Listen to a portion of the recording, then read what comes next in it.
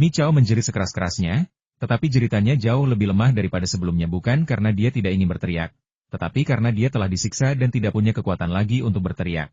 Memikirkan apa yang baru saja dikatakan Zhao Chen, bahwa cacing-cacing terkutuk ini masih dapat terus berevolusi, dan bahwa rumput yang sekarat terasa semakin tidak ada harapan. Saat itu, ia merasa hancur total adalah pilihan terbaik. Ia berusaha mengangkat kepalanya, menatap Zhao Chen, dan memohon, bunuh aku. Kumohon, bunuh aku, biarkan jiwaku hancur total. Asalkan kau menjawab pertanyaanku dengan jujur. Zhao Chen belum selesai bicara ketika Mi Chaosi menyela jawab. Jawab. Aku akan menjawab apapun yang kau minta. Melihat persetujuannya, Zhao Chen langsung bertanya. Apa tujuanmu datang ke Gunung Changbai? Ada berapa orang di sana? Apa kekuatanmu? Kami datang untuk menemukan alam rahasia keabadian. Ada 12 orang yang akan memasuki gunung, termasuk saya, dipimpin oleh Ratu Semut itu sendiri. Di kaki gunung, ada sekelompok semut pekerja yang menunggu perintah.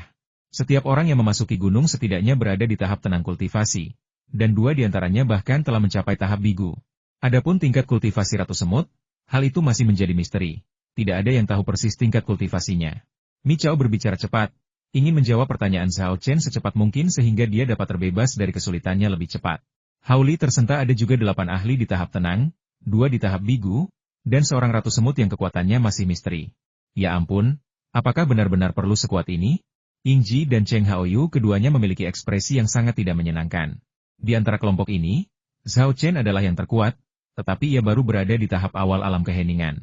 Kekuatan wanita tulang, Li Cheng Hao, dan Midobi Zhenjiu tidak jauh berbeda dengan Zhao Chen. Jika digabungkan, mereka hanya 4 orang di alam keheningan dan 3 orang di alam ki pendengaran. Bahkan jika Zhao Mei, Jorogumo, dan iblis lainnya ditambahkan, kekuatan mereka masih beberapa tingkat di bawah para pencuri semut. Zhao Chen juga terkejut dan menoleh ke arah Zhao Mei. Sejak mempraktikkan teknik Buddha, gadis ini memperoleh kemampuan untuk melihat ke dalam hati orang lain. Meskipun ia belum bisa melihat apa yang dipikirkan orang lain, ia dapat membedakan antara kebenaran dan kepalsuan. Melihat Zhao Chen menatapnya, Zhao Mei langsung mengerti dan menjawab, itu benar. Zhao Chen mengangguk sedikit. Pencuri semut itu luar biasa kuat, tetapi dia tidak berniat menyerah. Lagi pula, itu adalah alam rahasia yang ditinggalkan oleh seorang abadi. Jika kau tidak dapat mengalahkan mereka dengan kekerasan, maka gunakanlah akalmu. Memikirkan hal ini, Zhao Chen berkata, katakan padaku nama, penampilan, tingkat kultivasi, dan teknik pilihan ke-11 orang lainnya. Hanya dengan mengenal diri sendiri dan musuh Anda dapat memenangkan setiap pertempuran. Untuk meraih kemenangan melawan segala rintangan, seseorang mesti mengumpulkan informasi intelijen terperinci, lalu meminta dalam mengandalkan pengetahuan luas yang diwariskan melalui garis keturunan Wu Peng untuk menemukan kelemahan dan kerentanan individu-individu tersebut. Dengan demikian melancarkan serangan mendadak dan memberikan pukulan yang mematikan. Mereka tidak punya nama, hanya nama sandi. Selain Ratu Semut, semut-semut lainnya diberi nama cacing tanah yang muncul, hujan herbal pahit, dan seterusnya. Mi Chaosi telah sepenuhnya berkompromi.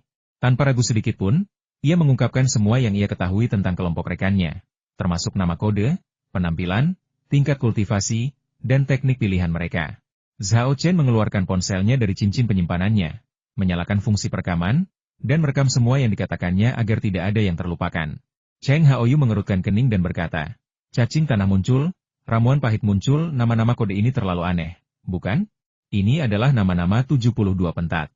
Dalam setahun, ada 24 istilah surya, dan setiap istilah surya memiliki 3 pentat. Misalnya, cacing tanah muncul, adalah pentat kedua dari awal musim panas di bulan April. Sementara, rempah pahit tumbuh subur, adalah pentat pertama dari gandum penuh di bulan April. Jelas Hauli. Sebagai praktisi aliran Dingxi, ia memahami istilah-istilah matahari, musim, waktu, dan tahun. Karena aliran Dingxi menekankan makan bahan-bahan yang tepat sesuai dengan musim dan musimnya. Begitu, Cheng Haoyu tiba-tiba tersadar. Sebagai pewaris generasi kedua yang kaya dan mengikuti jalur kultivasi ganda, ia sangat akrab dengan tubuh manusia. Tetapi ia sama sekali tidak memahami iklim dan musim ini. Zhao Chenze bertanya, siapakah orang-orang yang menggunakan 72 pentat sebagai nama sandi mereka? Sebelumnya, ia telah mencari nama-nama banyak anggota tingkat tinggi pencuri semut di forum kultivator, tetapi tidak satupun dari mereka yang menggunakan 72 pentat sebagai nama sandi mereka. Mi Chaosi menjawab, mereka adalah semut prajurit. Di koloni semut kami, terdapat 72 semut prajurit, yang merupakan pengawal langsung Sang Ratu dan bertanggung jawab untuk menemani Sang Ratu dalam penjelajahan dan perburuan harta karunnya. Selebihnya adalah semut pekerja, yang bertanggung jawab untuk menjaga operasional koloni semut, mengumpulkan informasi, mencari jejak reruntuhan dan alam rahasia, dan sebagainya. Hanya ketika ada semut prajurit yang hilang, barulah semut pekerja terbaik akan dipilih untuk menggantikan mereka sebagai semut prajurit dan mewarisi nama sandi mereka. Setelah mengatur napas, ia berteriak dan memohon, "Aku sudah menjawab pertanyaanmu, cepat bunuh aku dan biarkan jiwaku tercerai-berai." "Kumohon, saya punya satu pertanyaan terakhir," kata Zhao Chen. "Tahukah Anda lokasi persis alam rahasia itu? Tahukah Anda kondisi spesifik di dalamnya?" Mi Chaoxi menjawab, "Kami hanya tahu lokasi umum alam rahasia, bukan lokasi persisnya. Ku Cai Xiu ahli dalam seni menemukan tempat pemakaman yang baik, dan kali ini dialah yang akan mencari alam rahasia di tengah kabut tebal ini. Mengenai detail spesifik di dalam alam rahasia, kami para semut prajurit tidak tahu, tetapi kami tidak yakin apakah Ratu Semut tahu atau tidak. Dia tidak pernah memberitahu kami hal-hal ini sebelumnya." Zhao Chen mengangguk, mengangkat tangan kirinya, dan sebuah jimat api melesat dari tangannya, berubah menjadi kobaran api yang berkobar. "Aku akan menepati janjiku dan memberimu kematian yang cepat. Oh ya, ada satu pertanyaan lagi yang lupa kutanyakan. Siapa nama sandimu?" "Rumputnya sudah mati. Mi Chaoxi, aku antar kau pergi." Zhao Chen melambaikan tangan kirinya, dan Li Huo meraung, berubah menjadi harimau api agung yang menerkam Mi Chaoxi, membuka mulutnya, dan menelannya bulat-bulat. Dengan suara bum yang keras, api meraung dan membakar dengan dahsyat. Dalam kobaran api, Mi Chaoxi pun terbakar dengan cepat hingga tewas, dan arwahnya pun muncul, juga diselimuti oleh serangga-serangga yang marah. Api dengan cepat membakar jiwanya, tetapi ia tidak merasakan sakit apapun. Sebaliknya, ia tertawa terbahak-bahak. "Serangga sialan, mencoba melahapku? Ayo kita binasa bersama." Hahaha. Hanya dalam beberapa detik, tubuh dan jiwa Mi Chao terbakar menjadi abu, tidak meninggalkan jejak apapun. Zhao Chen berbalik, melirik Yingji dan dua orang lainnya, lalu berkata dengan suara berat, "Musuh yang akan kita hadapi sangat kuat. Jika kalian tidak ingin melanjutkan, kalian bisa pergi dulu." "Pergi? Jangan konyol, saudara Zhao." Cheng Haoyu menyeringai dan berkata, "Benar, para pencuri semut itu memang sangat kuat. 8 kultivator di tahap tenang, 2 di tahap pembentukan fondasi, ditambah seekor ratu semut yang kekuatannya masih misteri tapi jelas tidak rendah. Mereka berkali-kali lipat lebih kuat dari kita. Tapi meski begitu, itu tidak cukup untuk membuatku takut atau menyerah. Lagi pula, yang tersembunyi di sini adalah alam rahasia para abadi." Haoli menimpali, "Xiao Yu benar, itu alam surgawi. Bahkan hanya masuk sebentar saja. Asalkan kau keluar hidup-hidup, akan sangat bermanfaat. Belum lagi, kemungkinan besar ada artefak magis, ramuan, teknik rahasia, dan benda-benda lain peninggalan para makhluk abadi. Demi benda-benda ini, apalagi menghadapi beberapa pencuri seperti semut di tahap tenang atau bigu, bahkan jika itu sekelompok makhluk abadi duniawi yang telah memasuki alam transenden, aku akan mempertaruhkan nyawaku untuk berjudi." Yingji menjawab, "Keberuntungan berpihak pada yang berani. Tidak ada jalan menuju kultivasi tanpa bahaya. Sejak hari pertama kita memulai jalan ini, kita telah berpetualang, dan kita terbiasa menghadapi tantangan secara langsung. Lagi pula, aku tahu bahwa bahkan jika kita pergi, kau pasti tidak akan pergi. Kita adalah teman, saudara yang telah melewati suka dan duka bersama. Bagaimana mungkin kita membiarkanmu berpetualang sendirian? Sebesar apapun bahaya atau rintangannya, kita akan melewatinya bersama." Cheng Haoyu dan Haoli setuju. "Benar sekali, kita ini saudara yang telah melewati suka dan duka bersama. Kita akan menghadapi bahaya bersama. Kita akan menghadapi rintangan bersama." Kemudian, Haoli mengkritik Zhao Chen, "Saudara Zhao, jangan pernah lagi mengatakan hal-hal seperti, 'Mari kita pergi dulu.' Kalau tidak, itu artinya kau meremehkan kami." Meskipun dimarahi, Zhao Chen tidak marah. Malah, ia tersenyum dan mengangguk, sambil berkata, "Kamu benar. Aku salah mengucapkan kata-kata itu tadi. Aku minta maaf dan tidak akan pernah mengulanginya lagi. Semuanya, berkemas dan lanjutkan perjalanan kita. Kita harus mencapai alam abadi sebelum para pencuri semut." Semua orang mengangguk setuju. Zhao Chen lalu menghampiri Zhao Mei dan mengamati naga yang ditungganginya. Zhao Mei menepuk kepala naga itu, memberi isyarat agar ia menundukkan kepalanya, lalu berkata dengan bangga, "Ayah, artefak ajaib ini sangat menarik. Bisa berubah menjadi naga. Kudengar dari saudari Bai dan kakek Mi, mereka dulu menunggang kuda saat bertarung. Sekarang aku menunggangi naga, yang jauh lebih kuat daripada mereka dulu. Ubah kembali menjadi artefak ajaib dan tunjukkan padaku," perintah Zhao Chen. "Baiklah," jawab Zhao Mei, lalu menepuk dahi naga itu lagi. Naga itu langsung menyusut dengan cepat dan berubah kembali ke wujud Alufajra, yang kemudian digenggam Zhao Mei dan diserahkan kepada Zhao Chen. Setelah memeriksanya dengan saksama, Zhao Chen berkata, "Ini adalah Fajra dari aliran Tantra. Seharusnya digunakan oleh seorang biksu yang sangat berbudi luhur di masa lalu, tetapi entah bagaimana jatuh ke tangan Mi Chaoxi." Ia menggunakan sihir jahat untuk mencemari sifat Buddha di dalam alat ritual tersebut, mengubah artefak Buddha yang dimaksudkan untuk menghukum kejahatan dan mendorong kebaikan ini menjadi benda yang ganas dan jahat. Sifat Buddha yang kau lepaskan saat kau melafalkan mantra tadi beresonansi dengan sifat Buddha yang ternoda dan tertekan di dalam Vajra. Itulah sebabnya ia terlepas dari kendali Michaoshi dan mengakuimu sebagai tuannya. Aku masih cukup hebat. Hehe. Zhao Mei membusungkan dadanya, tampak bangga dan sangat imut. Benar sekali, putriku yang baik memang sangat cakap. Zhao Chen berkata sambil tersenyum, mengembalikan Vajra itu kepada Zhao Mei dan mengambil lonceng Vajra dari tanah, lalu menyerahkannya kepadanya. Karena kau mampu membangkitkan sifat Buddha di dalam Vajra, kau mungkin juga bisa membangkitkan lonceng Vajra. Peralatan ritual ini milikmu sekarang. Sayang sekali semua peralatan ritual lain di tubuh Michao hancur digerogoti serangga-serangga murka dan terbakar api. Kalau tidak, kita bisa menemukan satu atau dua lagi yang bisa kau gunakan. Terima kasih, ayah, kata Zhao Mei gembira, mengambil lonceng Vajra, lalu segera membentuk mudra dan membacakan sutra. Dalam sekejap, energi jahat dalam lonceng Vajra pun terbuang, dan sebagai gantinya muncullah sifat Buddha yang agung dan benar. Vajra juga telah kembali ke fungsi aslinya. Begitu diguncang, suara nyanyian Sansekerta langsung terdengar. Suara ini, selain memengaruhi pikiran musuh, juga dapat meningkatkan moral dan semangat juang pihak lawan secara signifikan, menjadikannya artefak magis pendukung dengan efek positif maupun negatif. Saat itu, semua orang sudah selesai berkemas. Hao Yu membuka cincin penyimpanannya, mengeluarkan navigator GPS militernya, dan memimpin jalan sesuai instruksi. Kabut tebal yang disebarkan Zhao Chen melonjak kembali, dan semua orang harus meringkuk bersama, atau mereka akan tersesat dalam kabut. Yingji bertanya dengan suara rendah, Zhao Chen, apakah kamu punya cara untuk menghadapi Ratu Semut dan ke-11 semut prajuritnya? Zhao Chen sudah punya rencana dan menjawab, konfrontasi langsung tidak akan berhasil. Kekuatan bandit semut secara keseluruhan jauh melampaui kita. Saya yakin ada dua metode utama untuk menghadapi mereka. Pertama, kita bisa memanfaatkan kabut tebal untuk memasang perangkap dan memanfaatkan mekanisme yang tersisa di alam rahasia untuk menimbulkan korban pada bandit semut. Kedua, kita bisa menemukan cara untuk memisahkan mereka. Begitu seseorang sendirian, kita bisa memancing mereka ke dalam perangkap lalu menyerang mereka secara massal, membunuh mereka secepat kilat. Semua orang mengangguk setuju. Sepakat bahwa ini adalah cara yang baik untuk mengalahkan lawan yang lebih kuat. Zhao Chen melanjutkan, para pencuri semut memang tangguh, tapi kita juga punya kelebihan. Dengan kabut tebal, teknik penyembunyian Qi, dan jimat penyembunyian, kita benar-benar tersembunyi dalam bayang-bayang. Sekalipun pencuri semut kuat, mereka tidak akan bisa mendeteksi kita. Lagi pula, keributan di sini pasti membuat mereka waspada. Aku yakin formasi pemusnahan geng surgawi Michao akan membuat mereka berpikir kita semua sudah mati. Ini hal yang baik untuk kita, memungkinkan kita bersembunyi lebih baik lagi. Cheng Haoyu berbalik dan berkata, setelah mendengarkan kata-kata saudara Zhao, hatiku dipenuhi keyakinan lagi. Yingji dan Hao Li tertawa, mereka berpikiran sama. Namun, mereka tidak sepenuhnya yakin. Yingji berkata, memisahkan koloni semut dan mengisolasi anggotanya bukanlah tugas yang mudah. Zhao Chen mengangguk dan berkata, memang tidak mudah. Kita hanya bisa menunggu sampai kita bertemu semut pencuri, lalu mencari solusi berdasarkan situasi sebenarnya. Pada saat yang sama, jauh di dalam kabut tebal, para pencuri semut, yang perlahan-lahan maju, berhenti dan menoleh ke belakang.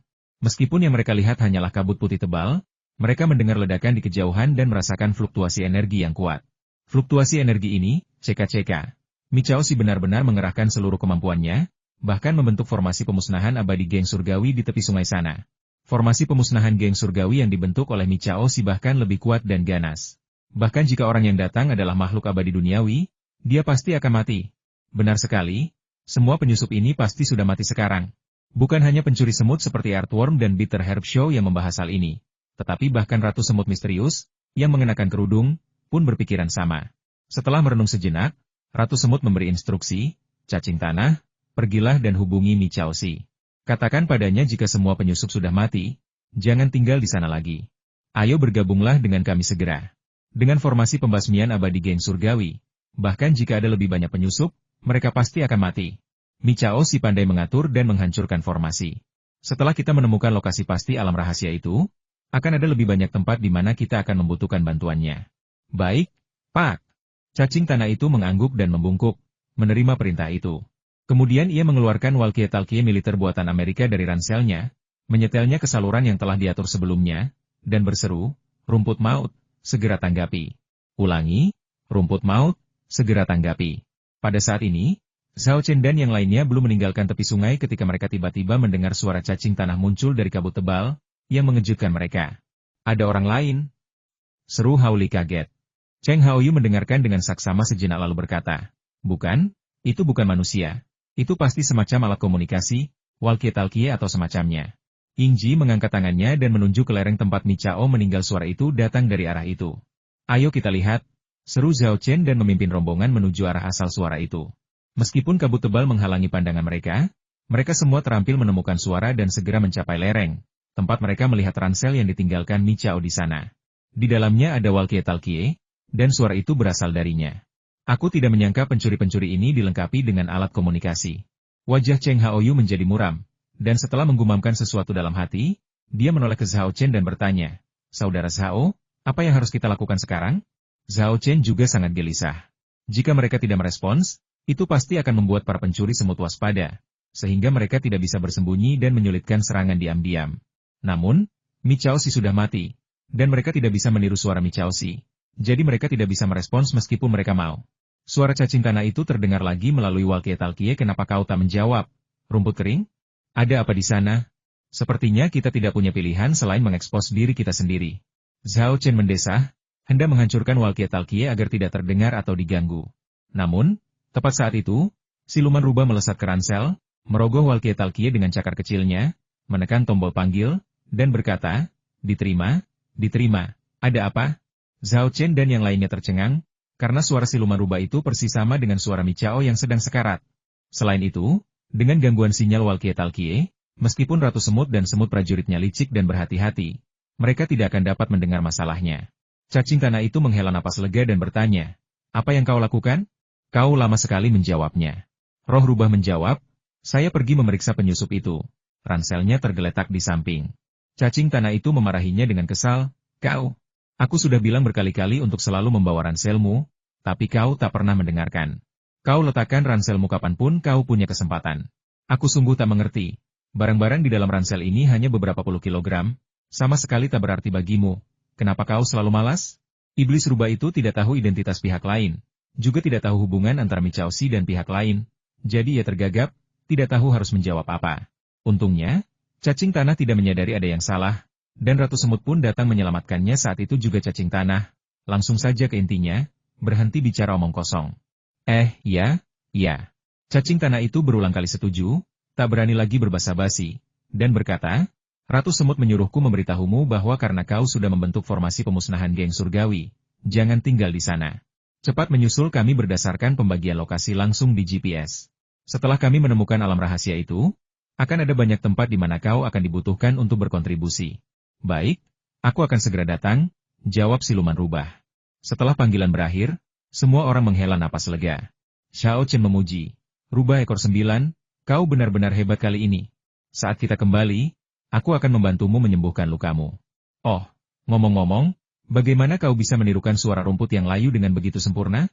Siluman rubah itu tidak menanggapi perkataan Zhao Chenzi dengan serius dan berkata dengan angkuh, aku rubah berekor 9. Meniru ucapan dan perilaku manusia itu mudah bagiku. Cheng Haoyu membungkuk, mengeluarkan perangkat GPS baru dari ranselnya, dan menyalakan layarnya. Ia melihat 12 titik cahaya. Titik tunggal itu menunjukkan lokasi mereka saat ini. 11 titik lainnya yang berkumpul kemungkinan besar mewakili lokasi Ratu Semut dan kelompoknya.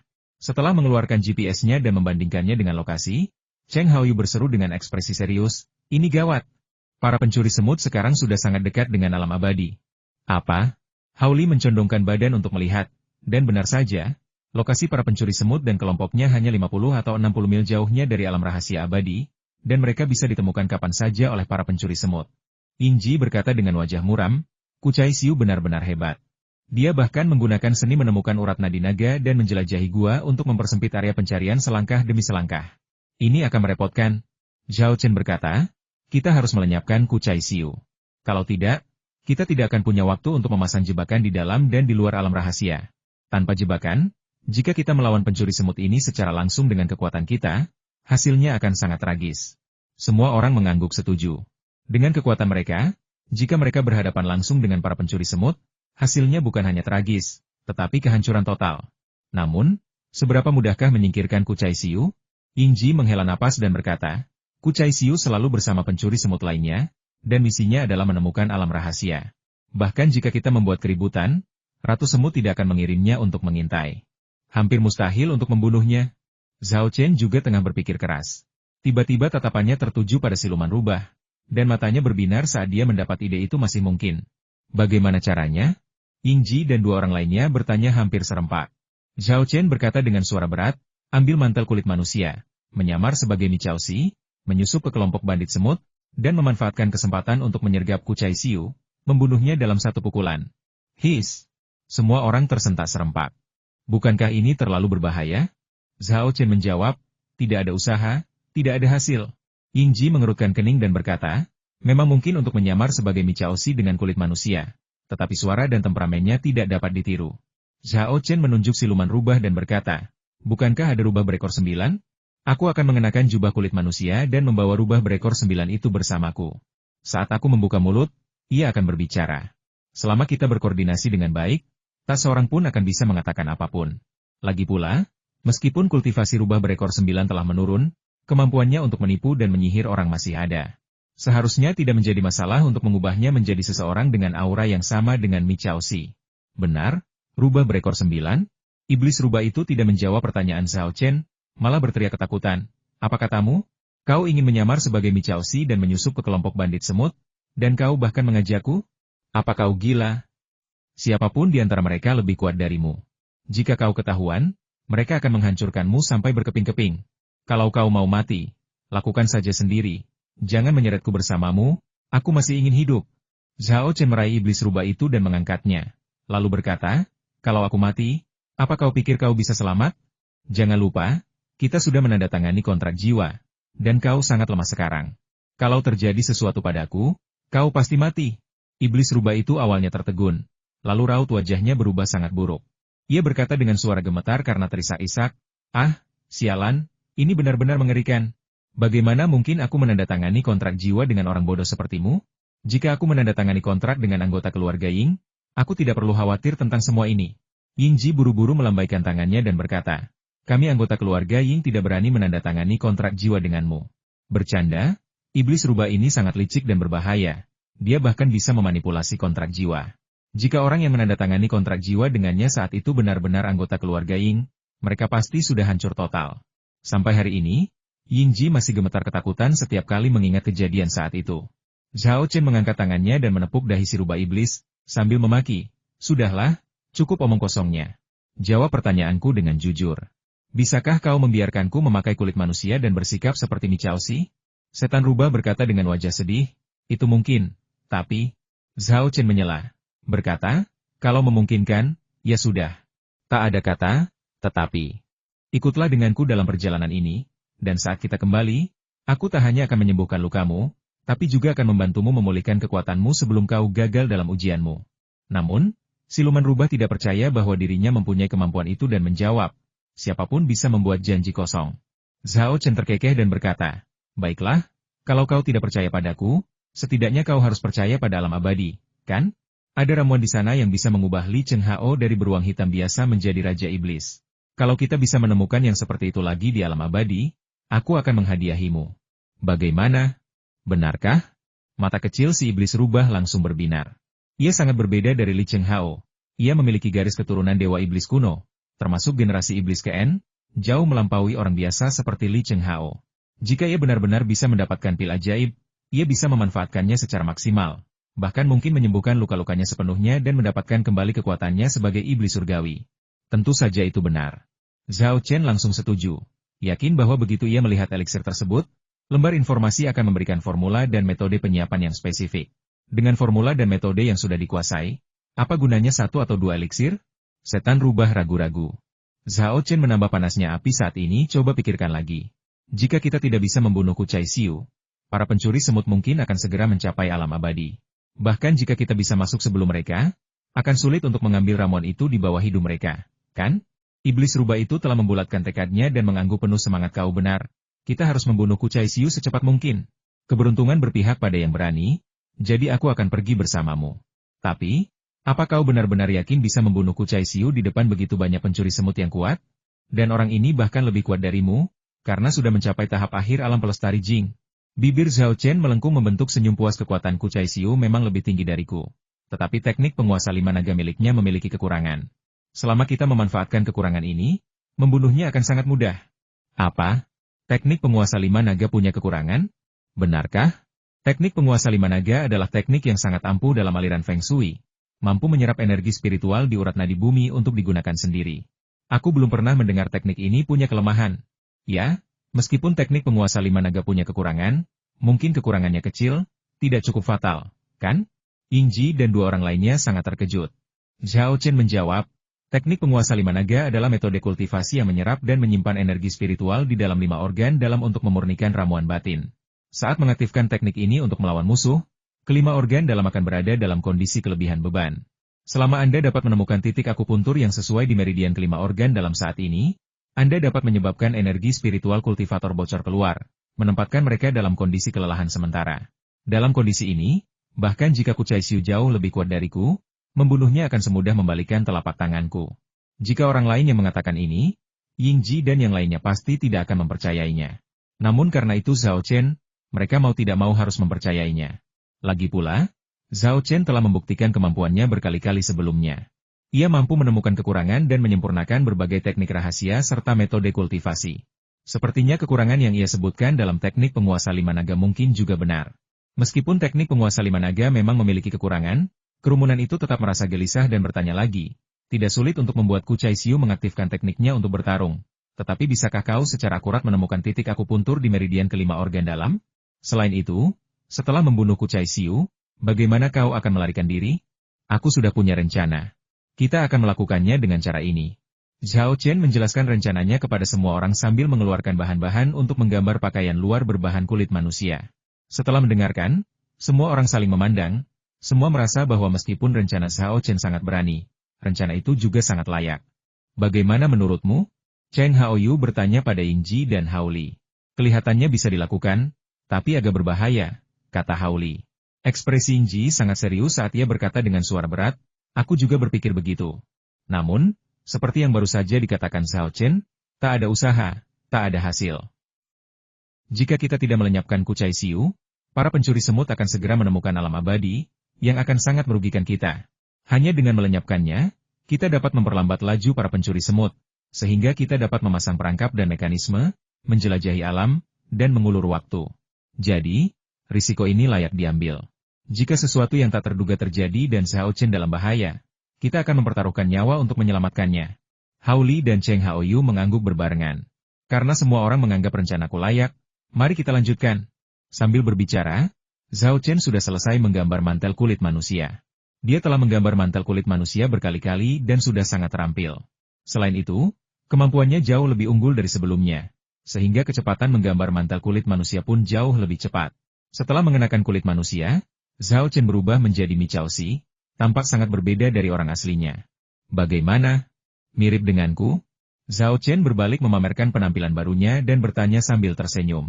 Setelah mengamatinya dari atas ke bawah, Yingji berkata, penampilannya bagus, tetapi temperamen dan aksennya jauh dari memuaskan. Zhao Chen menunjuk ke arah siluman rubah dan tertawa, temperamen dan aksennya persis seperti rubah ekor 9. Tidak masalah, kan? Setan rubah itu mengangkat kepalanya tinggi-tinggi dan berkata dengan bangga. Benar sekali, dengan aku di sini, aku jamin kau akan menjadi replika yang sempurna. Cheng Haoyu mengerutkan kening dan berkata, tiba-tiba aku teringat sebuah masalah. Bukankah akan menimbulkan kecurigaan jika Michao Xi tiba-tiba membawa rubah kembali? Hao Li juga terkejut, dan berkata dengan ekspresi serius, ini memang bukan sesuatu yang bisa dengan mudah dibodohi. Namun, Zhao Chen tidak khawatir dan berkata, gampang. Rubah ekor 9 bisa merasuki tubuh manusia, dan pencuri semut pasti tidak akan bisa melihatnya. Kemudian, ia memberi isyarat kepada rubah ekor 9. Rubah ekor 9 melompat ke udara, tubuhnya berubah menjadi lingkaran cahaya sebelum memasuki tubuh Zhao Chen. Pola kepala rubah muncul di dada Zhao Chen, sama sekali tidak terlihat kecuali pakaiannya dilepas. Namun, perilakunya langsung berubah drastis, menjadi persis sama seperti Michao sebelumnya. Jika tidak ada yang menyaksikannya secara langsung bahwa orang ini adalah Zhao Chen dalam wujud manusia, mereka pasti akan menduga bahwa Michao telah dibangkitkan. Tidak ada kekurangan sekarang, kan? Zhao Chen bertanya sambil tersenyum. Suaranya menjadi persis seperti Michao Xi berkat bantuan siluman rubah. Tidak. Sama persis, kata Yingji dan dua orang lainnya serempak. Zhao Chen cukup puas dengan penampilannya saat ini dan mengangguk, lalu berkata, kalau begitu, ayo kita berangkat. Kalau kita tidak segera pergi, para pencuri semut itu mungkin akan curiga. Semua orang mengangguk serempak dan berkata, ayo pergi. Zhao Chen segera mengambil GPS dan mengikuti petunjuk navigasi, dengan cepat mengejar ratu semut dan yang lainnya di tengah kabut tebal. Meskipun Zhao Chen dan yang lainnya adalah kultivator, tidak ada jalan di daerah pegunungan yang terpencil ini, jadi mereka harus menempuh jalan mereka sendiri. Ditambah dengan pengaruh dan rintangan kabut tebal, mereka membutuhkan waktu lebih dari 2 jam untuk mengejar para pencuri semut. Zhao Chen melirik situasi yang ditampilkan di GPS, berbalik, dan berbisik kepada Yingji, Bone Woman, dan yang lainnya. Pencuri semut ada di depan. Aku akan pergi dulu. Kalian tetap bersembunyi dan luncurkan serangan dalam 20 menit untuk mengalihkan perhatian pencuri semut. Suruh Kuchai Xiu mengaktifkan teknik penguasa 5 naga. Jernih. Ya. Menerima. Kerumunan itu menanggapi serempak. Zhao Chen membuka kembali cincin penyimpanannya, mengeluarkan beberapa jimat angin dan awan naga harimau dan jimat guntur ilahi 9 surga, lalu menyerahkannya kepada Yingji, wanita tulang, dan yang lainnya. Meskipun itu hanya tipuan, serangan itu harus dibuat meyakinkan untuk benar-benar memikat para pencuri semut ke dalam perangkap. Jika serangan itu tidak cukup kuat, rencananya akan sulit dilaksanakan. Ayo pergi. Zhao Chen menarik napas dalam-dalam, meraih GPS, dan melangkah menuju para pencuri yang seperti semut di depan. Hati-hati. Bisik Yingji dan yang lainnya memberi peringatan. Sesaat kemudian, Zhao Chen berjalan hingga jarak sekitar 100 meter dari pencuri semut itu. Para pencuri semut telah menemukannya melalui GPS dan merasakan kehadirannya. Tetapi mereka tetap waspada, menatap tajam ke posisinya dan bertanya dengan tajam, siapa di sana? Ini aku, Mi Chaoxi. Zhao Chen cepat-cepat memperkenalkan dirinya. Pihak lainnya terus memberi perintah, angkat tanganmu, berjalanlah perlahan, dan jangan mencoba melakukan hal aneh. Zhao Chen melakukan sesuai instruksi, mengangkat tangannya dan perlahan berjalan menuju kelompok semut bandit. Selama proses ini, kelompok semut bandit tetap waspada, siap menyerang dan membunuhnya di tempat jika ia melakukan gerakan yang tidak biasa. Tak lama kemudian, Zhao Chen mencapai posisi di mana para pencuri semut dan anak buahnya dapat melihatnya. Itu memang rumput mati. Semua pencuri semut menghela napas lega. Saat ini, penampilan, temperamen, aksen, dan perilaku Zhao Chen sama persis dengan Mi Chaoxi. Meskipun para pencuri semut ini sangat mengenal Mi Chaoxi, mereka tidak dapat melihat perbedaannya. Hanya ratu semut yang tetap diam, terus mengamati Zhao Chen dari balik tirai kasa dengan tatapannya yang memikat. Zhao Chen ketakutan oleh tatapannya. Meskipun ia tidak menunjukkan apa-apa di permukaan, ia berpikir dalam hati, ini ratu semut? Kenapa dia menatapku seperti itu? Apa dia sudah tahu identitasku? Seharusnya itu tidak mungkin. Aku harus tetap tenang dan jangan biarkan dia menipuku untuk mengungkapkan kekuranganku. Zhao Chen Qiang tetap tenang dan berjalan langsung ke arah ratu semut, membungkuk hormat. Ratu semut bersenandung memberi hormat dan bertanya, siapakah orang-orang yang datang ini? Zhao Chen menghela napas lega, mengetahui bahwa pertanyaan Ratu Semut menunjukkan bahwa dia tidak lagi meragukannya. Jadi dia dengan hormat menjawab, sekelompok serangga kecil dengan kekuatan pada tahap ki pendengaran. Ratu Semut mengerutkan kening dan bertanya lagi, apakah mereka juga mengincar alam rahasia? Zhao Chen buru-buru berpura-pura panik dan berkata, bawahanmu tidak kompeten. Sebelum aku sempat bertanya, mereka sudah dibasmi oleh Biro Pemusnahan Abadi Geng Surgawi. Ratu Semut kini sepenuhnya yakin bahwa Zhao Chen memang Mi Chao yang telah mati. Ia melambaikan tangannya dan berkata, lupakan saja, mereka hanya sekelompok serangga kecil. Biarkan saja mereka mati. Dengan formasi kepunahan abadi Geng Surgawi milikmu, bahkan jika ada orang yang mengikuti serangga-serangga ini, mereka tidak akan bisa masuk dan merusak rencana kita. Ya? Zhao Chen buru-buru mengangguk dan membungkuk tanda setuju. Ratu Semut mengabaikannya dan malah bertanya kepada seorang laki-laki yang memegang kompas, pertunjukan ramuan pahit, apakah kamu sudah menemukan lokasi alam rahasia? Kuchai Xiu berbalik dan berkata, alam rahasia itu tak jauh di depan kita. Beri aku sedikit waktu lagi, dan aku akan bisa mempersempit area itu dan akhirnya menemukan lokasinya. Ratu Semut mendengus, nadanya agak tidak sabar cepat. Kalau kamu terus mempersempit area seperti ini, butuh berapa lama untuk menemukan lokasi yang tepat? Kuchai Xiu memasang ekspresi sedih, merasa dirugikan tetapi tak berani membantah. Ia hanya bisa menurutinya dengan patuh sambil tekun mencari, dalam hati mengutuk kabut tebal. Jika bukan karena kabut, ia pasti sudah menemukan lokasi alam rahasia itu, dan tak akan dimarahi. Zhao Chen tetap tenang dan diam-diam merayap mendekati Kuchai Xiu, menunggu saat yang tepat untuk bertindak. Baik Ratu Semut maupun semut prajuritnya tidak menyadari ada yang salah, juga tidak curiga. Waktu terus berlalu, dan tak lama kemudian tibalah saatnya untuk tindakan yang telah disepakati. Tepat pada saat itu, Kucai Xiu juga menemukan arahnya dan berseru kegirangan, aku sudah menemukan jalannya. Kita akan menuju ke barat. Sebelum dia sempat selesai berbicara, sebuah serangan dahsyat tiba-tiba meletus dari kabut tebal. Awan dan naga, angin dan harimau, guntur dan kilat, pedang dan cambuk, roh jahat dan serangga, serta berbagai kutukan dan mantra pelemah. Semuanya meletus tanpa peringatan dalam sekejap, menelan Ratu Semut dan semut prajuritnya. Serangan musuh. Sialan, bagaimana mungkin ada musuh di sini? Apa mereka sudah ada di sini? Kenapa Biro Pemusnahan Abadi Geng Surgawi tidak bersuara? Lawan. Bunuh orang-orang bodoh yang tidak tahu kematian mereka sendiri. Para pencuri semut terkejut sekaligus geram, dan hendak melancarkan serangan balik.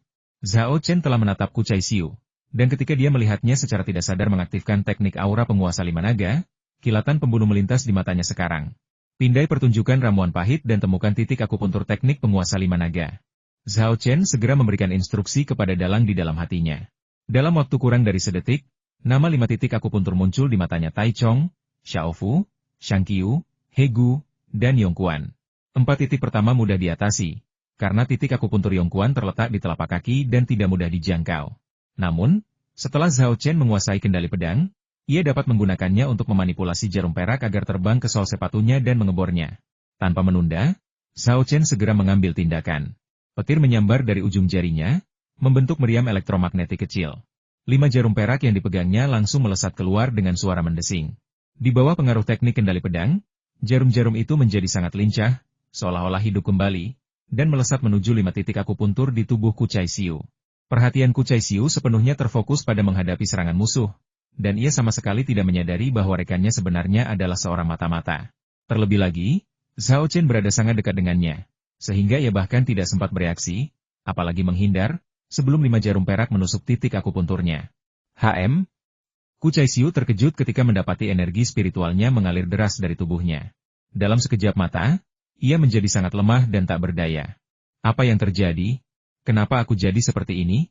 Kucai Xiu memeras otaknya tetapi tidak dapat memahami mengapa energi spiritual dalam tubuhnya tiba-tiba bocor keluar. Ia membuka mulut hendak berteriak, ingin rekan-rekannya tahu ia telah tertembak dan datang menyelamatkannya. Namun, sebelum ia sempat bersuara, sebuah cambuk keras yang berderak seperti kilat menyambar keras bagian belakang kepalanya. Ia berada di titik terlemahnya, sama sekali tak berdaya melindungi diri, ketika kepalanya pecah dengan bunyi gedebuk teredam. Darah dan isi otak berceceran, lalu hangus dan kering disambar petir, mengeluarkan bau busuk yang menyengat. Berdebar. Tubuh Kucai Xiu yang tanpa kepala ambruk ke tanah. Zhao Chen mengambil kompas Feng Shui-nya dan menyimpannya di cincin penyimpanannya. Di saat yang sama, Zhao Chen menggunakan jimat bumi menyusut, melarikan diri dengan kecepatan penuh ke dalam kabut tebal. Dengan kabut tebal, ditambah teknik penyembunyian Qi dan jimat penyembunyian, asalkan kita bisa lolos dari pandangan Ratu Semut dan yang lainnya, kita bisa menyingkirkan mereka sepenuhnya. Para pencuri semut juga menyadari situasi yang tidak biasa di sini. Gulma pun mati, dan herba pahit pun mati. Apa yang kau lakukan? Apa kau gila? Bagaimana bisa kau menyerang orang-orangmu sendiri? Semut prajurit berseru kaget dan mempertanyakan mengapa Mi Chao Si membunuh Kucai Xiu. Memanfaatkan kesempatan itu, Zhao Chen berteriak, Kucai Xiu mata-mata. Dia mencoba membunuhku tadi, tapi gagal dan aku yang membunuhnya. Semua semut prajurit tercengang. Kejadian yang tiba-tiba ini, ditambah dengan serangan musuh dari luar, membuat mereka agak bingung, dan mereka tidak langsung menyerang Zhao Chen. Namun, Ratu Semut tidak tertipu. Kilatan tajam melintas di matanya, dan ia berteriak, dia berbohong. Dia mata-mata. Bunuh dia. Para semut prajurit tersadar dari linglungnya, meninggalkan 2 di antaranya untuk menghadapi serangan Inji dan wanita tulang, sementara yang lainnya menerkam Zhao Chen. Dalam sekejap, energi pedang saling bersilangan, cahaya bilah pedang bersinar terang, dan angin tinju melolong. Energi dahsyat, bagaikan binatang buas purba yang ganas, melesat ke arah Zhao Chen secepat kilat. Batu-batu dan pepohonan raksasa di sepanjang jalan hancur berkeping-keping. Semut prajurit bertekad untuk membunuh Zhao Chen di tempat. Dengan lambaian tangan gioknya, Ratu Semut melepaskan garis-garis cahaya merah darah dari ujung jarinya, langsung menuju Zhao Chen. Ini bahkan lebih cepat daripada serangan dahsyat yang dilancarkan semut-semut prajurit. Meskipun cahaya merah darah yang dipancarkan Ratu Semut jauh lebih redup dibandingkan serangan ganas semut prajurit, Zhao Chen sama sekali tidak berani gegabah. Sebaliknya, ia merasa bahwa cahaya merah darah itulah yang paling berbahaya. Tanpa ragu, dia mengaktifkan jimat lain yang tersembunyi di telapak tangannya. Jimat teleportasi. Inilah aset terbesar Zhao Chen dalam melarikan diri dari tempat ini. Awalnya, Zhao Chen ingin bertukar tempat dengan Ratu Semut, Tetapi kekuatan misterius dan tak terduga Ratu Semut membuatnya mengurungkan niatnya. Bagaimana jika Ratu Semut cukup kuat untuk menahan efek jimat teleportasi? Maka ia tidak hanya akan gagal mengakalinya, tetapi juga akan kehilangan nyawanya. Untuk alasan yang sama, dia tidak menargetkan dua ahli di tahap Bigu, tetapi malah memilih Mai Qiuzi, yang kultivasinya berada di tahap tengah Shoujing, yang menahan serangan Yingji dan Gu Nu. Mantra teleportasi mulai berlaku, dan seketika, Zhao Chen dan Mai Qiuzi bertukar tempat. Ekspresi Mai Qiuzi awalnya kosong, tak mampu memahami bagaimana pemandangan di hadapannya berubah begitu tiba-tiba. Namun detik berikutnya, kekosongan itu berubah menjadi teror. Pasalnya, 5 garis cahaya darah itu berubah menjadi 5 ular piton raksasa berwarna merah tua, yang langsung melilitnya dengan erat. Sekuat apapun ia melawan, ia tak mampu melepaskan diri, dan serangan ganas dari 7 semut prajurit pun menghantamnya. Kamu salah, Mai Qiuzi menjerit. Pada saat itulah ketujuh semut prajurit menyadari bahwa target mereka telah berubah menjadi manusia. Oh tidak, ini Mai Qiuzi. Berhenti. Berhenti sekarang. Sudah terlambat. Para semut prajurit panik dan mencoba menarik serangan mereka, tetapi sudah terlambat. Akhirnya, selain 2 ahli di tahap pembentukan fondasi, serangan 5 semut lainnya mendarat di Mai Qiuzi yang tidak siap. Ledakan. Tubuh Mai Qiuzi langsung terpotong dan tercabik-cabik oleh energi pedang, cahaya bilah pedang, dan angin tinju, berubah menjadi debu. Pada saat yang sama, Zhao Chen, yang muncul dalam posisi Mai Qiuzi, mengayunkan cambuk angin dan petirnya sekuat tenaga, menggunakan gerakan cambuk mengguncang 8 arah untuk menghancurkan belalang sembah di sebelahnya. Perhatian Mantis sepenuhnya terfokus pada serangan Yingji, Bone Woman, dan yang lainnya. Ia tidak menyangka orang lain akan tiba-tiba muncul di sampingnya, juga tidak menyangka orang ini akan menyerangnya. Saat ia bereaksi, cambuk angin dan petir Zhao Chen sudah berada di depannya. Ia nyaris berhasil menangkis 3 bayangan cambuk, tetapi ia tidak mampu menangkis 5 bayangan lainnya dan langsung terkena di kepala. Ledakan. Cambuk angin dan petir langsung menghantam dahi belalang sembah, diikuti kilat yang menyambar dari dekat. Tubuh belalang sembah itu bergetar hebat, dan ia pun mati seketika, jatuh ke tanah. Setelah melancarkan serangan yang berhasil, Zhao Chen menyerbu ke arah Yingji, Bone Woman, dan yang lainnya dengan kecepatan tinggi, sambil berteriak, maju. Orang-orang ini telah menerima instruksi Zhao Chen, jadi mereka tidak tinggal diam dalam pertempuran. Mereka segera mengaktifkan jimat bumi menyusut yang diberikan Zhao Chen, berbalik, dan melarikan diri melalui rute yang telah ditentukan. 3 semut prajurit mati dalam sekejap mata, termasuk Bitterflower, yang bertanggung jawab menemukan jalan, yang membuat Ratu Semut sangat marah. Yang membuatnya lebih marah lagi ialah bahwa dia telah ditipu dan ditipu oleh musuh. Kejar mereka. Kejar mereka. Kita harus tangkap dan cabik-cabik mereka. Ratu Semut meraung dengan ganas. Suaranya, yang dipenuhi kebencian dan niat membunuh, membuat semua hewan di hutan ketakutan, yang gemetar dan lari ketakutan. Kejar. 7 semut prajurit yang tersisa meraung serempak dan mengejar ke arah Zhao Chen dan yang lainnya pergi. Setelah melihat Zhao Chen membunuh Mantis, Yingji, Bone Woman, dan yang lainnya segera berbalik dan berlari di sepanjang rute pelarian yang disepakati sebelumnya. Pada saat ini, mereka mengerahkan segenap tenaga, dan dengan dorongan tambahan dari teknik bumi menyusut, mereka bergerak secepat hantu, melesat menembus kabut tebal dan hutan. Di belakang mereka, Ratu Semut dan semut prajuritnya juga mengerahkan segenap kemampuan mereka, mengejar mereka tanpa henti. Meskipun kabut tebal menghalangi pandangan mereka, Ratu Semut dan semut prajuritnya semuanya ahli dengan tingkat kultivasi di atas tahap Jingqi. Meskipun Zhao Chen dan yang lainnya telah sepenuhnya menyembunyikan aura mereka di bawah pengaruh teknik penyembunyian Qi dan jimat penyembunyian, mereka tetap mengunci arah mereka melalui suara langkah kaki dan tanpa henti mengejar mereka.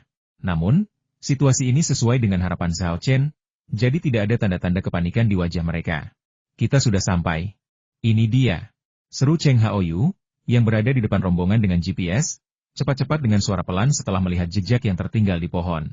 Zhao Chen mengangguk dan memerintahkan, bersiaplah dan patuhi perintahku. Cheng Haoyu segera membuka cincin penyimpanannya dan mengeluarkan perangkat kendali jarak jauh. Selama proses ini, kecepatan larinya tidak melambat sama sekali. Tak lama kemudian, Zhao Chen dan kelompoknya bergegas keluar dari area tersebut. Tak lama kemudian, Ratu Semut, ditemani 7 semut prajurit, melacak mereka.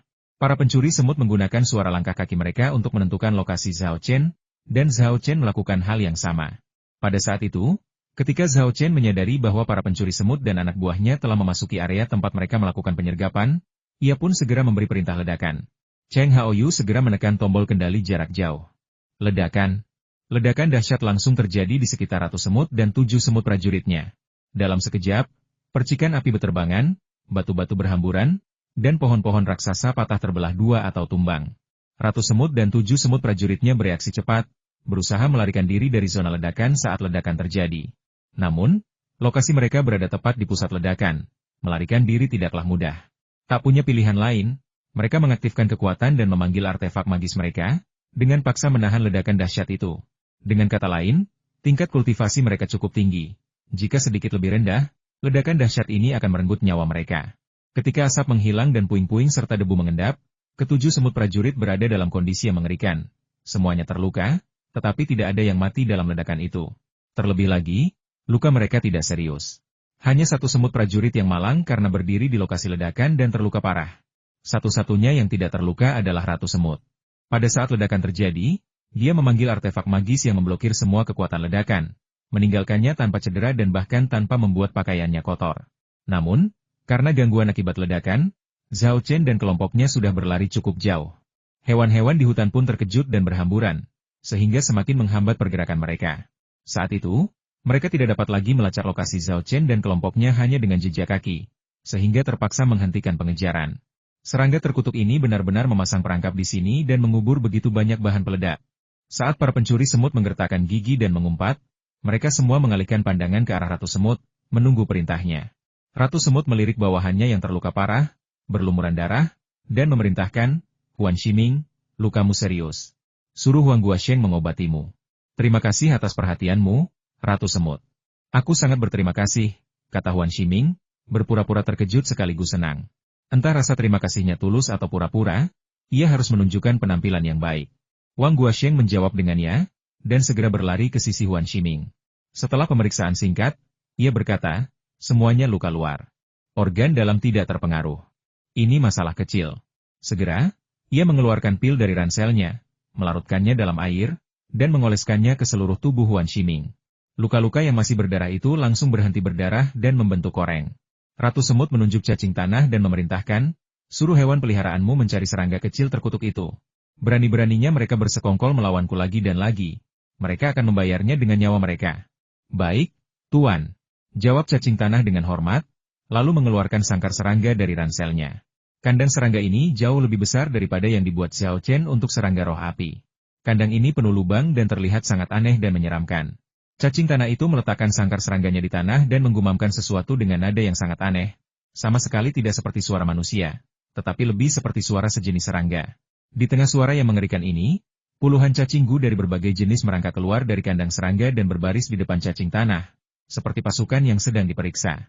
Cacing tanah itu memberi perintah kepada cacing-cacing gu melalui mantra-mantra aneh, lalu menunjuk dengan jari dan mengeluarkan suara hah yang tajam. Cacing-cacing gu segera berangkat, yang bersayap mengepakkan sayap dan terbang, sementara yang tak bersayap bergoyang dan menggali tanah. Setelah meninggalkan sarang cacing tanah, lusinan cacing gu ini segera merekrut sekelompok serangga sebagai bawahan mereka di pegunungan dan hutan, menggunakan serangga ini untuk membantu mereka dalam pencarian menyeluruh di tengah kabut tebal. Selain mengirimkan cacing tanah dan cacing-cacingnya untuk mencari, Ratu Semut juga menunjuk orang lain Ban Xiasheng, lepaskan semua roh pendendam yang selama ini kau besarkan. Di lingkungan ini, mereka lebih mampu melacak serangga-serangga kecil itu daripada kita. Baik. Ban Xiasheng menerima perintah itu, memanggil rumah hantu, dan memanggil ribuan hantu kurus kering dan bertampang ganas, memberi mereka perintah untuk mencari Zhao Chen dan yang lainnya.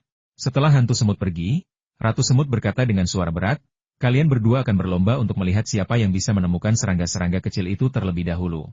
Yang datang lebih dulu akan diberi hadiah besar. Yang tertinggal akan dihukum berat. Mendengar ini, baik Yu Yinchu maupun Ban Xiasheng tidak dapat menahan diri untuk tidak menggigil. Mereka semua menginginkan penghargaan dan tidak ingin dihukum. Maka mereka segera mengambil tindakan lebih lanjut. Cacing tanah mengeluarkan seruling tulang dari jubahnya dan memainkan melodi yang aneh. Suaranya menembus kabut tebal, dan hewan apapun yang mendengarnya akan dikendalikan oleh cacing tanah dan menjadi alat pengintainya. Di sisi lain, Half Summer Life mengeluarkan pisau kecil, menancapkannya di telapak tangannya, dan menggunakan darahnya untuk melakukan teknik pemanggilan hantu.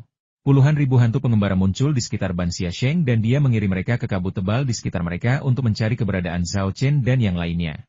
Ratu Semut menyipitkan mata, menatap ke dalam kabut tebal, lalu berkata dengan nada dingin, bangsaku sudah memasang jaring yang tak bisa ditarik. Serangga-serangga kecil yang sombong, mari kita lihat bagaimana kalian bisa lolos sekarang, dan kemana kalian bisa lari. Lebih dari 10 mil jauhnya, Zhao Chen dan yang lainnya melambat dan berhenti berlari dengan kecepatan tinggi.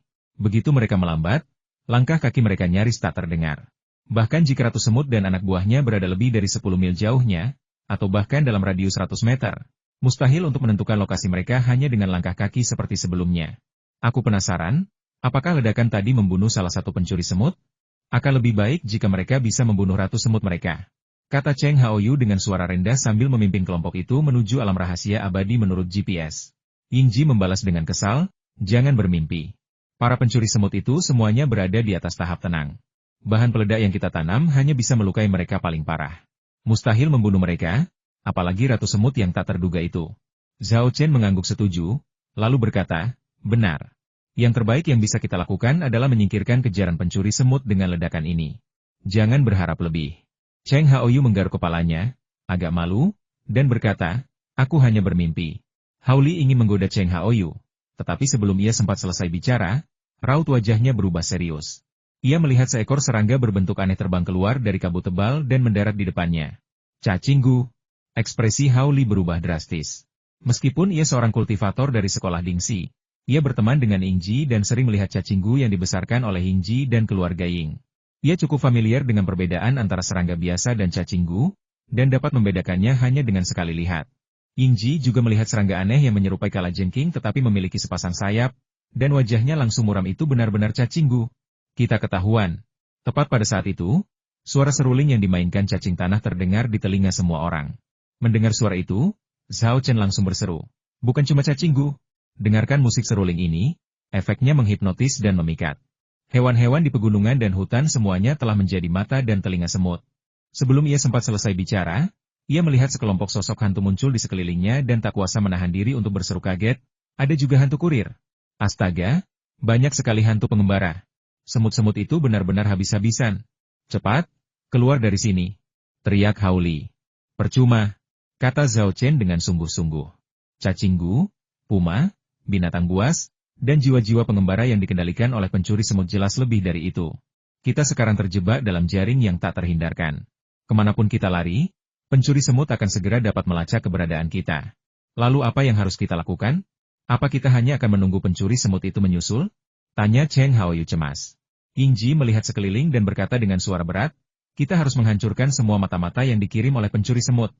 Hao Li berkata dengan wajah getir, para pencuri semut telah mengirimkan begitu banyak mata-mata. Aku khawatir sebelum kita bisa menghancurkan mereka semua, anak buah pencuri semut akan menyusul kita terlebih dahulu. Zhao Chen tetap diam, alisnya berkerut saat dia memikirkan solusi. Tepat saat itu, kucing putih yang bertengger di bahunya tiba-tiba memancarkan cahaya tajam di matanya. Ia membuka mulutnya dan mengeong keras. Seekor serangga roh api terbang keluar dari bulu di belakang lehernya, seluruh tubuhnya menyemburkan api yang menyilaukan, membuatnya tampak seperti matahari mini. Tepuk tepuk tepuk tepuk tepuk. Suara lembut terdengar di sekitar Zhao Chen dan yang lainnya, juga dalam kabut tebal. 50 atau 60 cacinggu yang dibesarkan oleh cacing tanah itu jatuh ke tanah di bawah suara meong kucing putih dan cahaya serangga roh api. Setelah bergetar beberapa kali, mereka berhenti bergerak. Begitu cacinggu mati, serangga yang mereka jadikan bawahan berhamburan seperti burung dan binatang, menghilang tanpa jejak. Apa yang terjadi? Semua cacinggu sudah mati. Putih kecil berteriak, dan serangga roh api memancarkan sedikit cahaya. Bagaimana mungkin semua serangga gu ini mati? Sungguh tak masuk akal. Zhao Chen, Yingji, dan yang lainnya terkejut, saling bertukar pandang dengan bingung. Yingji, khususnya, adalah seorang ahli cacinggu dan tahu bahwa cacinggu yang dikirim oleh pencuri semut sangat kuat. Bahkan bagi mereka, membunuh cacinggu ini akan menjadi tugas yang sulit, yang berpotensi mengakibatkan cedera. Namun, kucing putih dan cacing roh api telah menghabisi mereka dengan begitu mudahnya. Bagaimana mungkin mereka berhasil melakukan hal itu? Serangga roh api adalah satu hal, tapi apa masalahnya dengan kucing putih itu? Sayangnya, bahkan Zhao Chen tidak tahu apa-apa tentang pertanyaan-pertanyaan ini, jadi bagaimana mungkin Yingji bisa mendapatkan jawabannya? Setelah mengeong, kucing putih itu langsung lesu, meringkuk seperti bola, dan tertidur di bahu Zhao Chen. Api serangga roh api pun lenyap seketika, bergoyang kembali ke kucing putih dan memasuki kondisi dorman. Sepertinya mereka telah menghabiskan seluruh tenaga mereka untuk menghancurkan cacing-cacinggu ini. Tidak. Bukan hanya cacinggu, Zhao Chen dan rekan-rekannya juga menemukan bahwa setelah kucing putih mengeong, hewan-hewan yang telah terhipnotis dan dikendalikan oleh suara siulan cacing tanah juga terbebas dari pengaruh suara tersebut dan kembali normal. Xiao Bai, kamu hebat, seru Zhao Chen tulus. Iblis rubah itu memiringkan kepalanya, Menatap kucing putih yang meringkuk di bahu Zhao Chen, hatinya dipenuhi keterkejutan memerintah semua binatang. Menaklukkan ribuan serangga itu jelas bukan kucing. Itu jelas bukan. Ancaman serangga dan binatang buas sudah hilang. Tapi bagaimana kita menghadapi puluhan ribu roh pengembara dan hantu pendendam ini? Yingji tidak terlalu bersemangat, karena bahayanya belum sepenuhnya berakhir. Roh pengembara dan hantu pendendam ini tidak terlalu kuat, tetapi menghabisi mereka semua akan memakan waktu dan melelahkan. Dan saat ini, hal yang tidak boleh mereka sia-siakan adalah waktu. Aku akan melakukannya. Sebuah suara bergema di telinga semua orang. Sang pembicara tak lain adalah Zhao Mei. Ia melayang keluar dari kediaman hantu, tangan kirinya terangkat tinggi, memegang Fajra, sementara tangan kanannya terkulai, membawa lonceng Fajra. Sebelum Zhao Chen dan yang lainnya sempat bertanya kepada Zhao Mei bagaimana cara menghadapi jiwa-jiwa pengembara dan kaki tangannya, ia mulai mengguncang lonceng Fajra dan melantunkan Sutraksi Tigarbha. Membebaskan arwah orang mati? Ide yang bagus. Aku akan membantumu.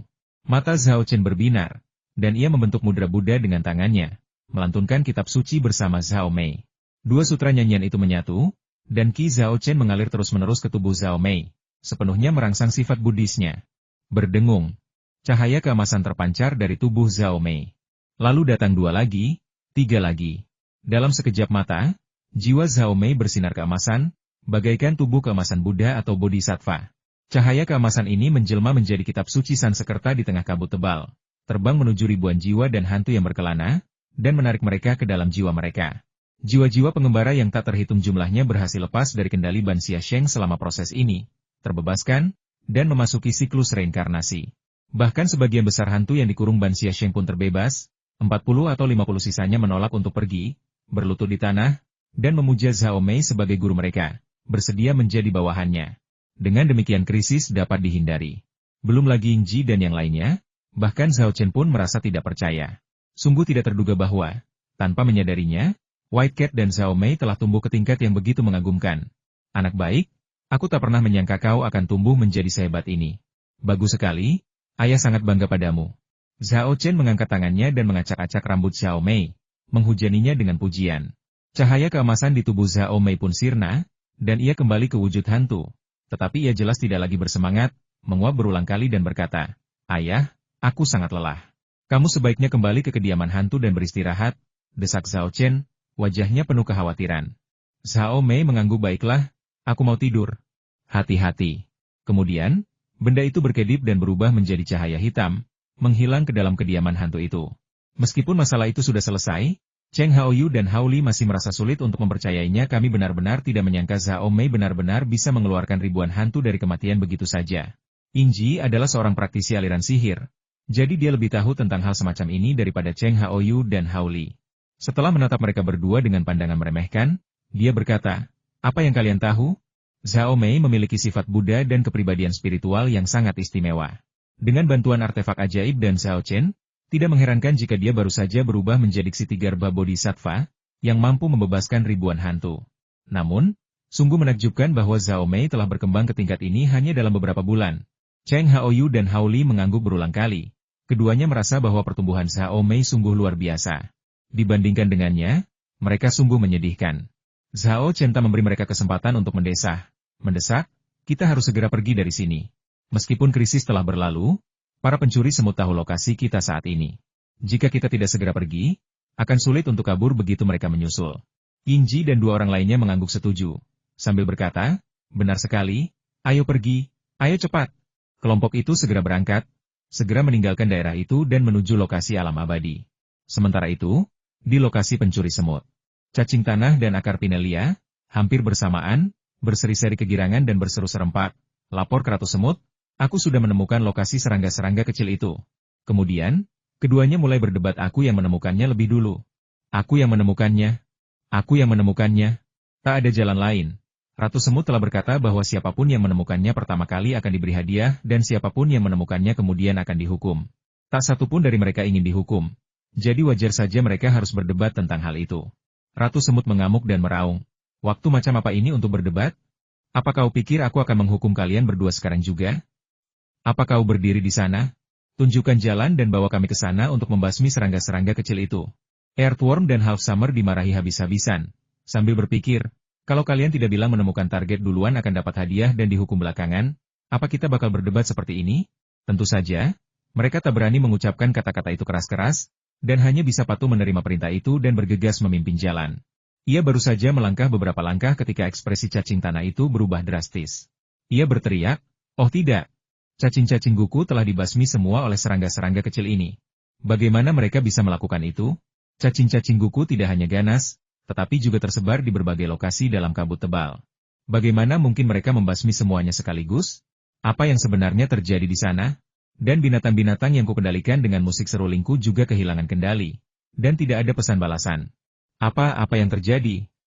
Mendengar ini, Ban Xiaosheng langsung tertawa dan mengejek. Sudah kubilang sejak lama bahwa serangga-serangga kecil yang kau pelihara dan trik-trikmu untuk mengendalikan binatang buas hanyalah permainan anak-anak yang tak berguna. Tapi kau tetap tidak percaya. Sekarang lihat apa yang terjadi. Kau mempermalukan dirimu sendiri, ya? Untungnya, kau masih punya aku, beserta kaki tangan dan roh-roh pengembaraku. Kalau tidak, urusan penting Ratu Semut pasti akan hancur di tanganmu. Wajah cacing tanah itu sudah tampak tidak menyenangkan. Tetapi setelah mendengar kata-kata ini, wajahnya berubah hitam seperti dasar pot. Ban Xiaosheng, jangan tendang aku saat aku terjatuh.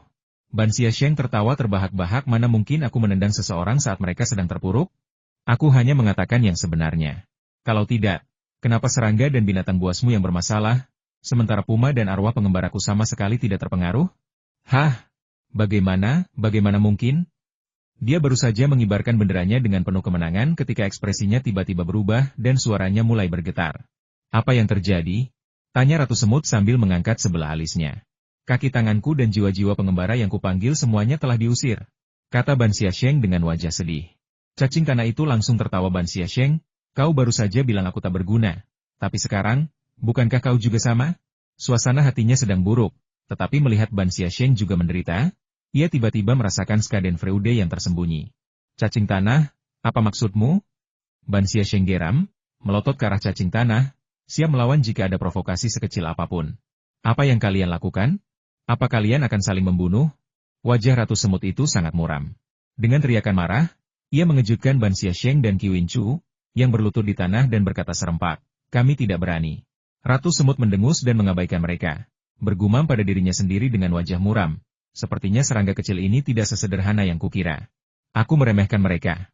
Ratu Semut, apa yang harus kita lakukan sekarang? Seseorang bertanya. Ban Xiaosheng buru-buru berkata, meskipun roh pendendam dan jiwa pengembara saya telah terbebas dari penderitaan, saya juga telah menemukan posisi mereka. Sebelum ia sempat selesai bicara, Ratu Semut memotongnya percuma saja. Serangga-serangga kecil itu tak mungkin tinggal di sini dan menunggu kita datang. Mereka sudah kabur. Apakah kita akan membiarkan mereka lolos begitu saja? Kata Ban Xiaosheng dengan enggan. Cacing tanah itu juga geram. Zhao Chen dan yang lainnya telah menghancurkan cacing-cacing Gu yang telah ia pelihara dengan susah payah, yang membuatnya sangat marah. Ia berharap bisa memakan daging Zhao Chen dan yang lainnya serta meminum darah mereka. Ratu Semut berkata, jangan khawatir, meskipun kita tidak bisa melacak lokasi mereka saat ini, aku yakin mereka akan pergi ke alam abadi. Begitu kita menemukan lokasi alam itu, kita pasti bisa bertemu mereka lagi. Itu akan menjadi kesempatan terbaik bagi kita untuk membalas dendam. Para pencuri semut mengangguk serempak, menyetujui pernyataan sang ratu, tetapi di saat yang sama, mereka semua ragu tapi si ramuan pahit sudah mati. Bagaimana kita akan menemukan alam rahasia itu? Ratu Semut mendengus dingin dan berkata sambil menggertakkan gigi. Serangga-serangga kecil ini berpikir bahwa dengan membunuh pertunjukan sayuran pahit, aku takkan bisa menemukan lokasi alam rahasia itu. Mereka tak tahu apa-apa, itu kesalahan besar. Aku punya banyak cara untuk menemukan alam rahasia itu. Ikuti aku. Kemudian, ia berbalik dan berjalan kembali ke jalan asalnya. Ketujuh semut prajurit saling berpandangan, bertanya-tanya apa yang sedang direncanakan Ratu Semut, tetapi mereka tak berani bertanya apapun. Mereka hanya bisa bergegas mengejar Ratu Semut dan mengikutinya selangkah demi selangkah.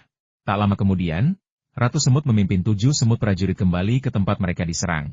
Semua semut prajurit bingung, bertanya-tanya mengapa Ratu membawa mereka kembali ke sini. Bukankah seharusnya ia mencari lokasi alam rahasia? Mungkinkah ada petunjuk di sini? Atau mungkin ia kembali untuk mengubur semut-semut yang gugur, Kucai Xiu, Mantis Sheng, dan Mai Qiuzi? Setelah berpikir sejenak, semua semut prajurit sepakat bahwa yang terakhirlah yang lebih mungkin. Melihat mayat Xiu sayur pahit dan Shen belalang sembah dengan kepala hancur, dan Mai Qiuzi yang telah diledakkan menjadi tumpukan daging cincang, ekspresi semut prajurit tidak bagus, dan mata mereka berkilat amarah yang menakutkan. Cacing tanah itu berbicara dengan nada seperti sumpah. Suaranya dalam dan tegas, kami pasti akan menemukan serangga kecil itu, mencabik-cabiknya, dan membalaskan dendammu. Yang paling hina adalah Mi Chaoxi, yang benar-benar mengkhianati kita. Jika kita bertemu Mi Chaoxi lagi, kita harus bertanya padanya mengapa dia mengkhianati kita. 6 pencuri semut lainnya pun sependapat dengannya. Bahkan Ban Xiaosheng, yang baru saja bertarung dengan cacing tanah, pun tidak membantahnya dalam hal ini. Tentu saja, Ban Xiaosheng tidak berani membantah. Mereka juga gagal menyadari bahwa Mi Chaoxi adalah penipu, tetapi mereka tidak mengerti mengapa Mi Chaoxi mau mengkhianati mereka. Hanya Ratu Semut yang tetap diam, namun memerintahkan, cacing tanah muncul, Pinelia tumbuh, pergi dan serat bangkai selada pahit dan belalang sembah. Ya, Earthworm dan Pinelia menjawab serempak. Wang Guosheng lalu bertanya, Ratu Semut, berapa banyak lubang yang perlu kami gali? Sang Ratu Semut mengernyitkan dahinya sebentar dan bertanya dengan heran, mengapa kamu menggali lubang? Kini giliran Wang Guosheng yang tercengang tentu saja, kita akan menguburkan Kucai Xiu dan Mantis Sheng. Sayang sekali Mai Qiuzi telah berubah menjadi tumpukan daging cincang dan tak terbendung. Jadi kita hanya bisa menyekop semua lumpur dan batu ini. Kalau kita tidak menggali lubang, apa kita akan mengkremasi mereka? Ratu Semut mendengus dingin siapa bilang aku kembali ke sini untuk mengubur Kucai Xiu, Mantis Sheng, dan Mai Qiuzi?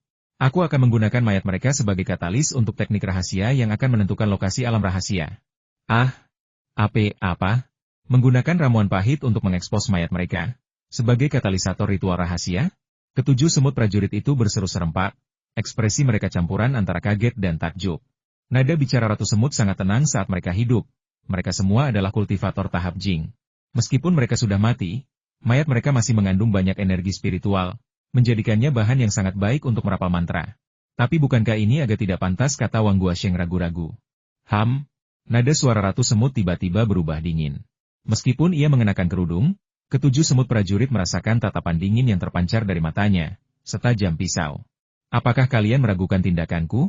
Tidak, kami tidak berani. Ketujuh semut prajurit itu ketakutan dan berkata serempak. Keringat dingin bercucuran dari kepala dan punggung mereka, membasahi rambut dan pakaian mereka. Ratu Semut mendengus dan berkata, cacing tanah bermunculan, Pinelia tumbuh, apa kalian berdua berdiri di sana? Cepat seret mayatnya ke sini. Dan, kalau ada yang keberatan, sampaikan. Aku bisa menggunakanmu untuk menggantikan ramuan pahit Xiu dan belalang sembah Sheng. Mendengar ini, ketujuh semut prajurit itu langsung menutup mulut, takut disalahpahami oleh sang ratu. Meskipun menggunakan mayat rekan mereka untuk merapal mantra membuat mereka merasa agak bersalah, itu tetap lebih baik daripada mempertaruhkan nyawa mereka sendiri, bukan? Tak lama kemudian, jasad Bitterherb dan Mantis diseret ke hadapan Ratu Semut dan diletakkan bersama-sama. Sang Ratu Semut mengangkat tangan kirinya, dan di jari-jarinya yang putih seperti giok, ia juga mengenakan cincin penyimpanan. Ratu Semut membuka cincin penyimpanannya dan mengeluarkan sebuah kuil dan meletakkannya di tanah. Kemudian, ia membentuk segel tangan dengan tangan kirinya dan mengulurkan tangan kanannya. Dengan dua suara plop yang teredam, ia merobek jantung dari peti Bitterherb dan Mantis. Dia meletakkan dua hati berdarah itu di kuil dan mulai merapal mantra dengan cepat. 2 atau 3 detik kemudian, gumpalan cahaya hitam dan merah melayang keluar dari kuil dan dengan cepat menyatu menjadi roh iblis seukuran serigala tetapi menyerupai tikus, yang menelan dua hati yang ditempatkan di kuil itu sekaligus. Ini adalah tikus monster pemburu harta karun yang dipelihara oleh Ratu Semut. Biasanya, Ratu Semut akan diam-diam menempatkan kuil ini di kuil dan aula leluhur, memungkinkan tikus pemburu harta karun yang bersembunyi di dalamnya menerima persembahan dupa dan pemujaan dari manusia, menyerap energi vital mereka untuk tumbuh lebih kuat. Ia hanya akan membawanya saat menjelajahi alam rahasia, memanggil tikus pemburu harta karun di saat-saat genting untuk membimbingnya ke alam rahasia atau harta karun yang tersembunyi di dalamnya. Namun, agar tikus pemburu harta karun mulai bekerja, darah dan daging manusia harus dipersembahkan sebagai makanan. Semakin baik pengorbanannya, semakin kenyang tikus pemburu harta karun tersebut, dan semakin cepat ia akan mencari alam rahasia atau harta karun, dengan tingkat keberhasilan yang lebih tinggi. Pergilah, semua daging dan darah ini telah disiapkan untukmu. Sang Ratu Semut mengangkat tangannya dan menunjuk mayat-mayat Bitterherb dan Mantis, berbicara kepada tikus pemburu harta karun itu dengan nada penuh kasih sayang. Tikus pemburu harta karun itu mengeluarkan suara mencicit yang mengerikan dan segera menerkam mayat itu, membuka rahangnya yang berwarna merah darah yang penuh dengan gigi-gigi tajam dan dengan cepat mencabik-cabik dan mengunyahnya. Sesaat, suara kresek dan pukulan bergema keras di hutan, membuat ketujuh semut prajurit merinding. Hanya Ratu Semut, setelah mendengar suara-suara itu, yang tampak gembira dan puas, lalu berkata dengan lembut, maka lebih banyak, makan sampai kenyang, kau anak yang baik. Tikus pemburu harta karun itu berhenti sejenak di tengah makan, lalu mendongak ke arah Ban Xiaosheng. Ia berdiri terlalu dekat, membuat tikus itu salah paham dan mengira ia mencoba mencuri makanannya. Mata merah darahnya berkilat tajam, dan ia memamerkan giginya, mengeluarkan geraman mengancam. Suara dingin Ratu Semut terdengar saat itu. Aku sarankan kau menjauhinya. Jika kau benar-benar membuatnya marah, kau pasti akan mati. Ban Xiaosheng terkejut dan segera mundur untuk menjaga jarak. Bergumam dalam hati, apa tikus iblis ini sekuat itu? Aku sudah di tahap akhir alam pelindung. Bagaimana mungkin dia bisa memakanku? Meskipun ragu, dia tidak berani mempertaruhkan nyawanya untuk melakukan percobaan itu. Tak lama kemudian, tikus pemburu harta karun itu melahap bangkai sayur pahit dan belalang sembah.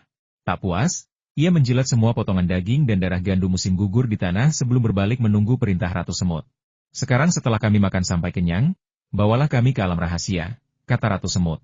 Hidung tikus pemburu harta karun itu langsung membesar dan memanjang.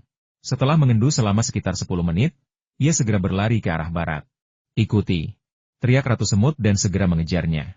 7 semut prajurit mengikutinya dari dekat. Setelah berlari beberapa saat, tikus pemburu harta karun itu berhenti, memperbesar dan memanjangkan hidungnya, lalu memiringkan kepalanya ke belakang untuk mengendus dengan hati-hati. Beginilah cara ia menentukan lokasinya. Setelah itu, sesekali, tikus pemburu harta karun akan mengendus-endus dengan saksama, menuntun para pencuri semut semakin dekat ke alam rahasia. Meskipun Ratu Semut telah memanggil tikus pencari harta karun dan terus mendekati alam rahasia, kemajuan mereka masih belum sebanding dengan Zhao Chen dan kelompoknya.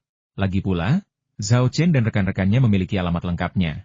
Setelah lolos dari kejaran para pencuri semut, mereka segera mengikuti panduan GPS dan tiba di lokasi alam rahasia 2 jam kemudian. Ini dia, kata Cheng Haoyu sambil menunjuk GPS. Kita sudah sampai di lokasi yang kita cari. Zhao Chen mengangguk. Meskipun ia telah menggambar peta daerah sekitarnya dengan bantuan teknik pelacakan, peta itu terlalu sederhana dan kabut tebal membuatnya sulit menemukan pintu masuk ke alam rahasia. Ia hanya bisa berbalik dan memberi instruksi kepada Li Chenghao cari tahu di mana lubang dalam yang mengarah ke pintu masuk alam rahasia itu. Ya, jawab Li Chenghao, langsung melihat sekeliling. Karena kabut tebal, jarak pandang sangat rendah, jadi ia hanya bisa berkeliling, mencari beberapa petunjuk yang ia lihat ketika ia tak sengaja masuk ke tempat ini dan jatuh ke dalam lubang yang dalam. Tak lama kemudian, ia menemukan sesuatu dan berseru kegirangan. Ketemu, guru, ada di sini. Aneh. Kerumunan itu segera mengikuti asal suara itu dan mendapati Li Chenghao berdiri di samping pohon yang menjulang tinggi, mengerutkan kening saat mengamati sekelilingnya. Namun, tidak ada lubang yang dalam di tempat ini. Hao Li dan Li Chenghao sudah saling kenal. Sambil melihat sekeliling, Hao Li bertanya, bukankah kau bilang kau menemukannya? Di mana lubang yang dalam itu? Dan benda aneh apa yang kau sebutkan tadi? Li Chenghao tidak menjawab pertanyaannya, tetapi terus bergumam, lubang yang dalam itu seharusnya ada di sekitar sini. Jadi mengapa tidak ada dimanapun? Apakah kamu yakin tidak salah? Tanya Hao Li. Li Chenghao menggelengkan kepalanya dan berkata, mustahil aku salah. Setelah aku jatuh ke dalam lubang, satu-satunya yang kulihat hanyalah pohon besar ini. Aku mengingatnya dengan sangat jelas, sama sekali tidak salah. Lagi pula, hanya ada satu pohon sebesar ini di sekitar sini. Mendengar ini, semua orang akhirnya mengerti apa yang dimaksudnya dengan aneh. Yingji melihat sekeliling dan menyadari bahwa tanaman di sini tumbuh sangat rimbun. Ia berkata, kau sudah pergi dari sini selama lebih dari 30 tahun, kan? Mungkin lubang itu sudah lama tertutup rumput liar dan semak belukar, dan kabut tebal juga menghalanginya ditemukan. Jika kita mencari di area ini dengan cermat, kita pasti bisa menemukannya. Ya, perhatikan baik-baik. Hao Li, Cheng Haoyu, dan yang lainnya pun setuju. Zhao Chen berkata, tidak perlu repot-repot, aku sudah menemukannya, di sana. Ia mengangkat tangannya dan menunjuk ke arah semak-semak di sebelah kirinya. Li Chenghao segera melangkah mendekat, menyibak semak-semak, mengintip ke dalam, dan berseru kegirangan, benar-benar di sini. Guru, bagaimana Anda tahu lubang itu ada di sini? Sungguh menakjubkan. Ya, Zhao Chen, bagaimana kau tahu bahwa lubang dalam menuju alam rahasia itu tersembunyi di bawah semak-semak itu? Yingji dan yang lainnya menatap Zhao Chen dengan heran, tidak mengerti mengapa ia tahu lebih banyak tentang situasi di sini daripada Li Chenghao. Mungkinkah ia pernah ke sini sebelumnya? Itu tidak mungkin. Zhao Chen menjelaskan, sangat mudah. Jika kau memperhatikan sekeliling dengan saksama, kau bisa menentukan lokasi lubang itu. Harus kuakui, Li Chenghao, kau sungguh beruntung saat itu. Gempa bumi itu tidak hanya mengguncang pintu masuk ke alam rahasia, tetapi juga merusak susunan sihir di dekatnya. Kalau tidak, kau pasti sudah mati sejak lama. Susunan sihir? Semua orang tertegun sejenak, lalu buru-buru melihat sekeliling. Setelah beberapa saat, mereka memang menemukan susunan sihir yang rusak di dekatnya. Inti dari susunan sihir itu adalah lubang dalam yang mengarah ke alam rahasia. Setelah memahami ini, semua orang sangat terkesan dengan keterampilan observasi Zhao Chen yang cermat.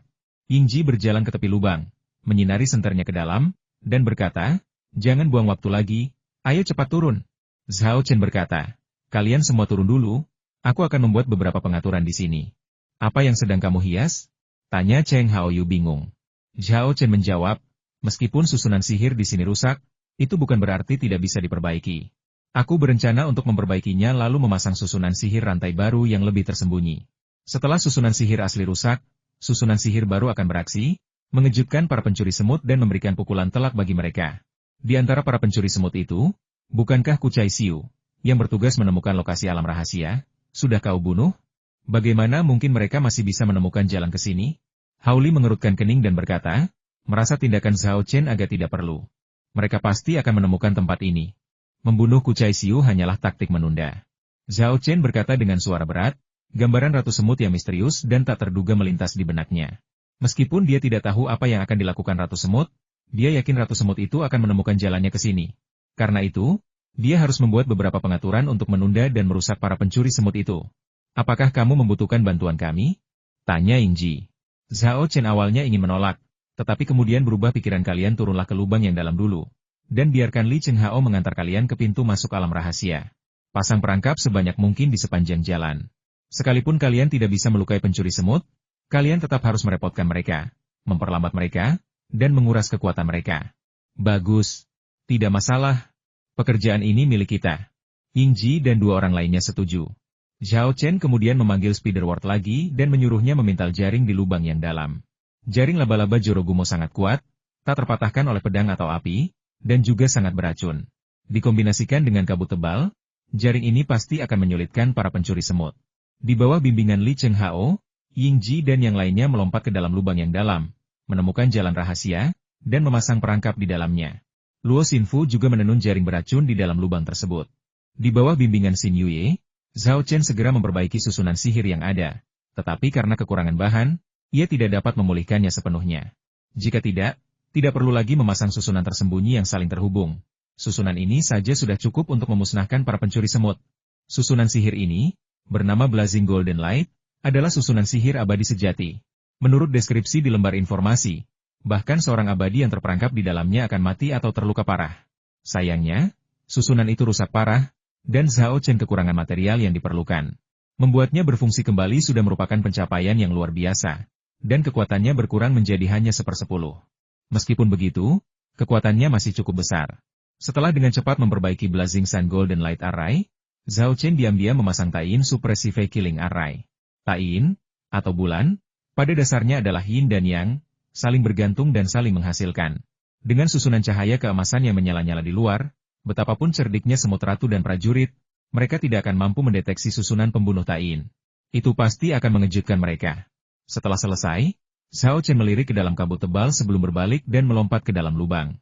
Ia melewati jaring yang khusus disediakan Jorogumo untuknya dan mendarat di dasar lubang. Jorogumo segera menyelesaikan anyaman jaringnya, lalu jatuh ke dasar lubang dan mengikuti di belakang Zhao Chen. Jalan rahasia itu dipenuhi dengan segala macam jebakan, tetapi jebakan-jebakan itu belum diaktifkan karena Zhao Chen belum masuk. Lorong rahasia itu sempit, nyaris tak cukup lebar untuk dilewati satu orang sambil berjongkok. Dalam kondisi seperti itu, mustahil menghindari jebakan, mau tak mau harus bertahan. Meskipun lorong itu pendek, isinya sangat banyak jebakan. Diyakini bahkan anggota pencuri semut yang terkuat pun akan menderita luka parah di sini. Terutama para pengintai, yang kemungkinan besar akan musnah. Zhao Chen segera menyusul Yingji, Bone Woman, dan yang lainnya yang sedang berkerumun membicarakan sesuatu. Zhao Chen menyorotkan senternya ke sekeliling dan, melihat masih ada jalan di depan, bertanya, apa yang kalian lakukan berhenti di sini? Kenapa kalian tidak terus berjalan? Kita tidak bisa melanjutkan. Yingji berbalik dan berkata, jalan di depan terhalang oleh energi tak terlihat. Kita tidak bisa melewatinya. Kita sedang mencari jalan. Oh, Zhao Chen teringat cerita Li Chenghao dan tahu bahwa pintu tak kasat mata ini kemungkinan besar adalah gerbang menuju alam abadi. Ia merasakan gelombang kegembiraan dan segera bertanya, tidak bisakah kita masuk dengan paksa? Yingji menggelengkan kepala dan berkata, Bai Mei dan Li Chenghao baru saja mencoba, tetapi mereka tidak berhasil. Energi tak terlihat ini kuat sekaligus aneh. Energi ini memantulkan kembali semua kekuatan benturan. Jika Bai Mei dan Li Chenghao tidak berhati-hati, mereka pasti sudah terluka. Begitu. Zhao Chen sedikit mengernyit, cepat-cepat memikirkan solusi. Hao Li berkata, Li Chenghao baru saja memberitahu kita bahwa dia menemukan gerbang energi tak kasat mata ini di sini terakhir kali. Dia mencoba menerobosnya beberapa kali tetapi tidak berhasil. Akhirnya, gempa bumi menyebabkan gerbang energi itu menghilang. Cheng Haoyu memulai pembicaraan dengan berkata, apakah kita akan mensimulasikan gempa bumi untuk menghilangkan gerbang energi ini? Yingji setuju, itu salah satu cara melakukannya. Tidak, itu tidak akan berhasil, bantah Zhao Chen, sambil berkata, masalahnya tidak sesederhana itu. Gerbang energi itu kemungkinan besar menghilang karena gempa bumi memengaruhi urat nadi naga Gunung Changbai, menyebabkan energi bumi bocor dan meruntuhkan gerbang energi. Dengan kekuatan kita, simulasi gempa bumi tidaklah sulit, tetapi membuat gempa bumi itu memengaruhi urat nadi naga Gunung Changbai, menyebabkan energi bumi bocor, lalu menghantam gerbang energi tepat sasaran. Itu sangat sulit. Gerbang energi itu mungkin tidak rusak sama sekali, tetapi justru dapat mengungkap lokasi pintu masuk alam rahasia, memungkinkan pencuri semut menemukan tempat ini sebelumnya. Setelah memikirkannya dengan saksama, Hao Li berkata, saudara Zhao benar. Bagaimana mungkin pintu masuk ke alam abadi bisa terbuka karena gempa bumi? Pasti ada alasan lain. Setelah memikirkannya sejenak, Yingji dan Cheng Haoyu keduanya setuju dengan pernyataan Zhao Chen. Setelah menghela napas, Yingji berkata, apa yang harus kita lakukan sekarang? Kita tidak bisa masuk sampai gerbang energi ini menghilang. Cheng Haoyu lalu memberikan saran bagaimana kalau kita cari tempat bersembunyi di luar, dan ketika pencuri semut tiba, kita bisa mengikuti mereka masuk, karena mereka sudah datang ke sini, mereka pasti punya cara untuk masuk ke alam rahasia. Mata Zhao Chen berbinar. Kata-kata Cheng Haoyu mengingatkannya pada botol darah hati yang dirampasnya dari pencuri semut di Rongcheng beberapa hari yang lalu. Menurut pengakuan pencuri semut, botol darah hati ini adalah kunci yang ia buat atas perintah Ratu Semut. Mungkinkah itu kunci untuk membuka pintu tak kasat mata ini?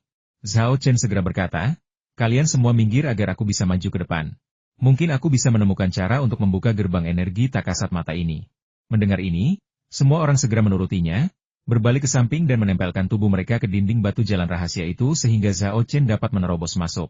Setelah berjuang keras, Zhao Chen akhirnya berhasil mencapai barisan depan. Saat mengulurkan tangan, ia merasakan sesuatu menghalangi jalannya.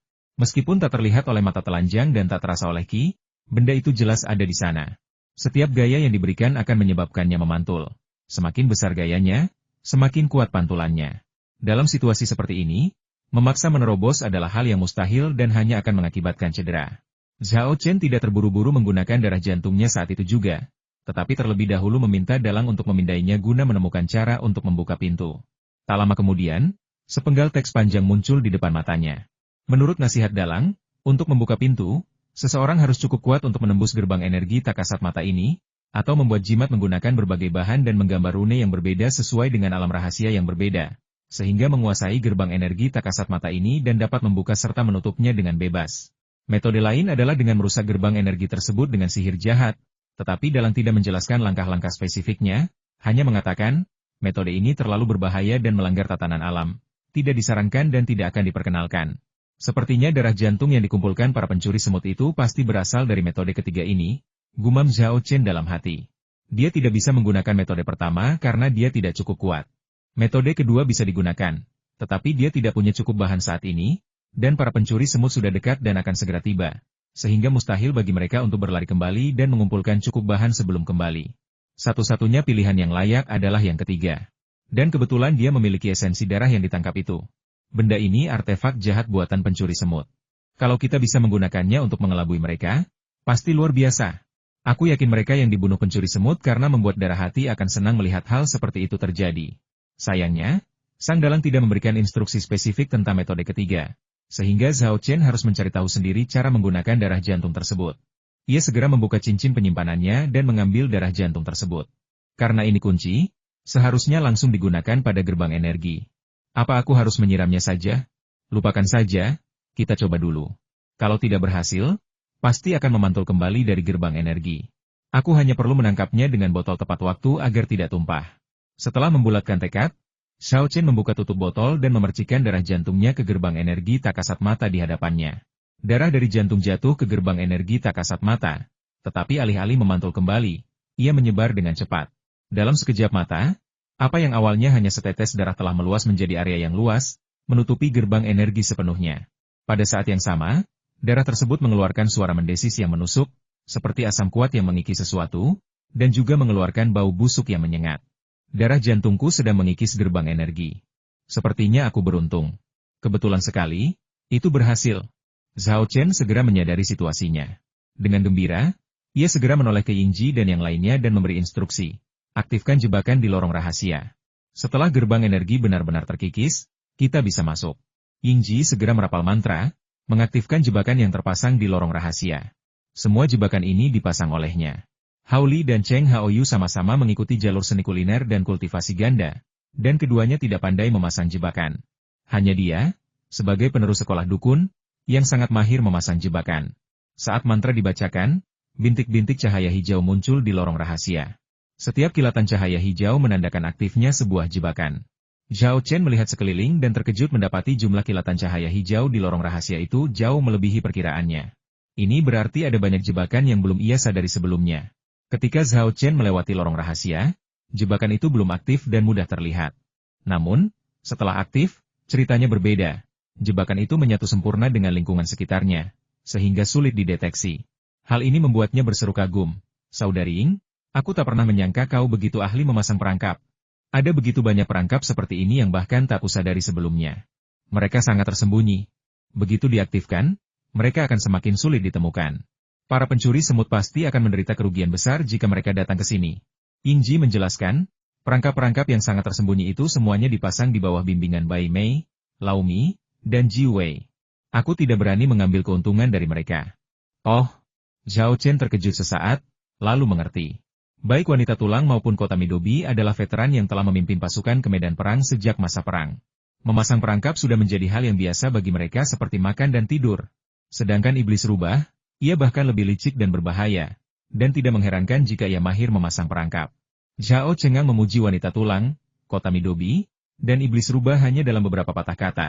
Ketika dia mendengar Hao Li berseru kaget, lihat, darah ini terlihat seperti terbakar. Menengok ke belakang, sebuah lubang muncul di tengah darah yang menutupi seluruh gerbang energi, dan lubang ini dengan cepat menyebar keluar.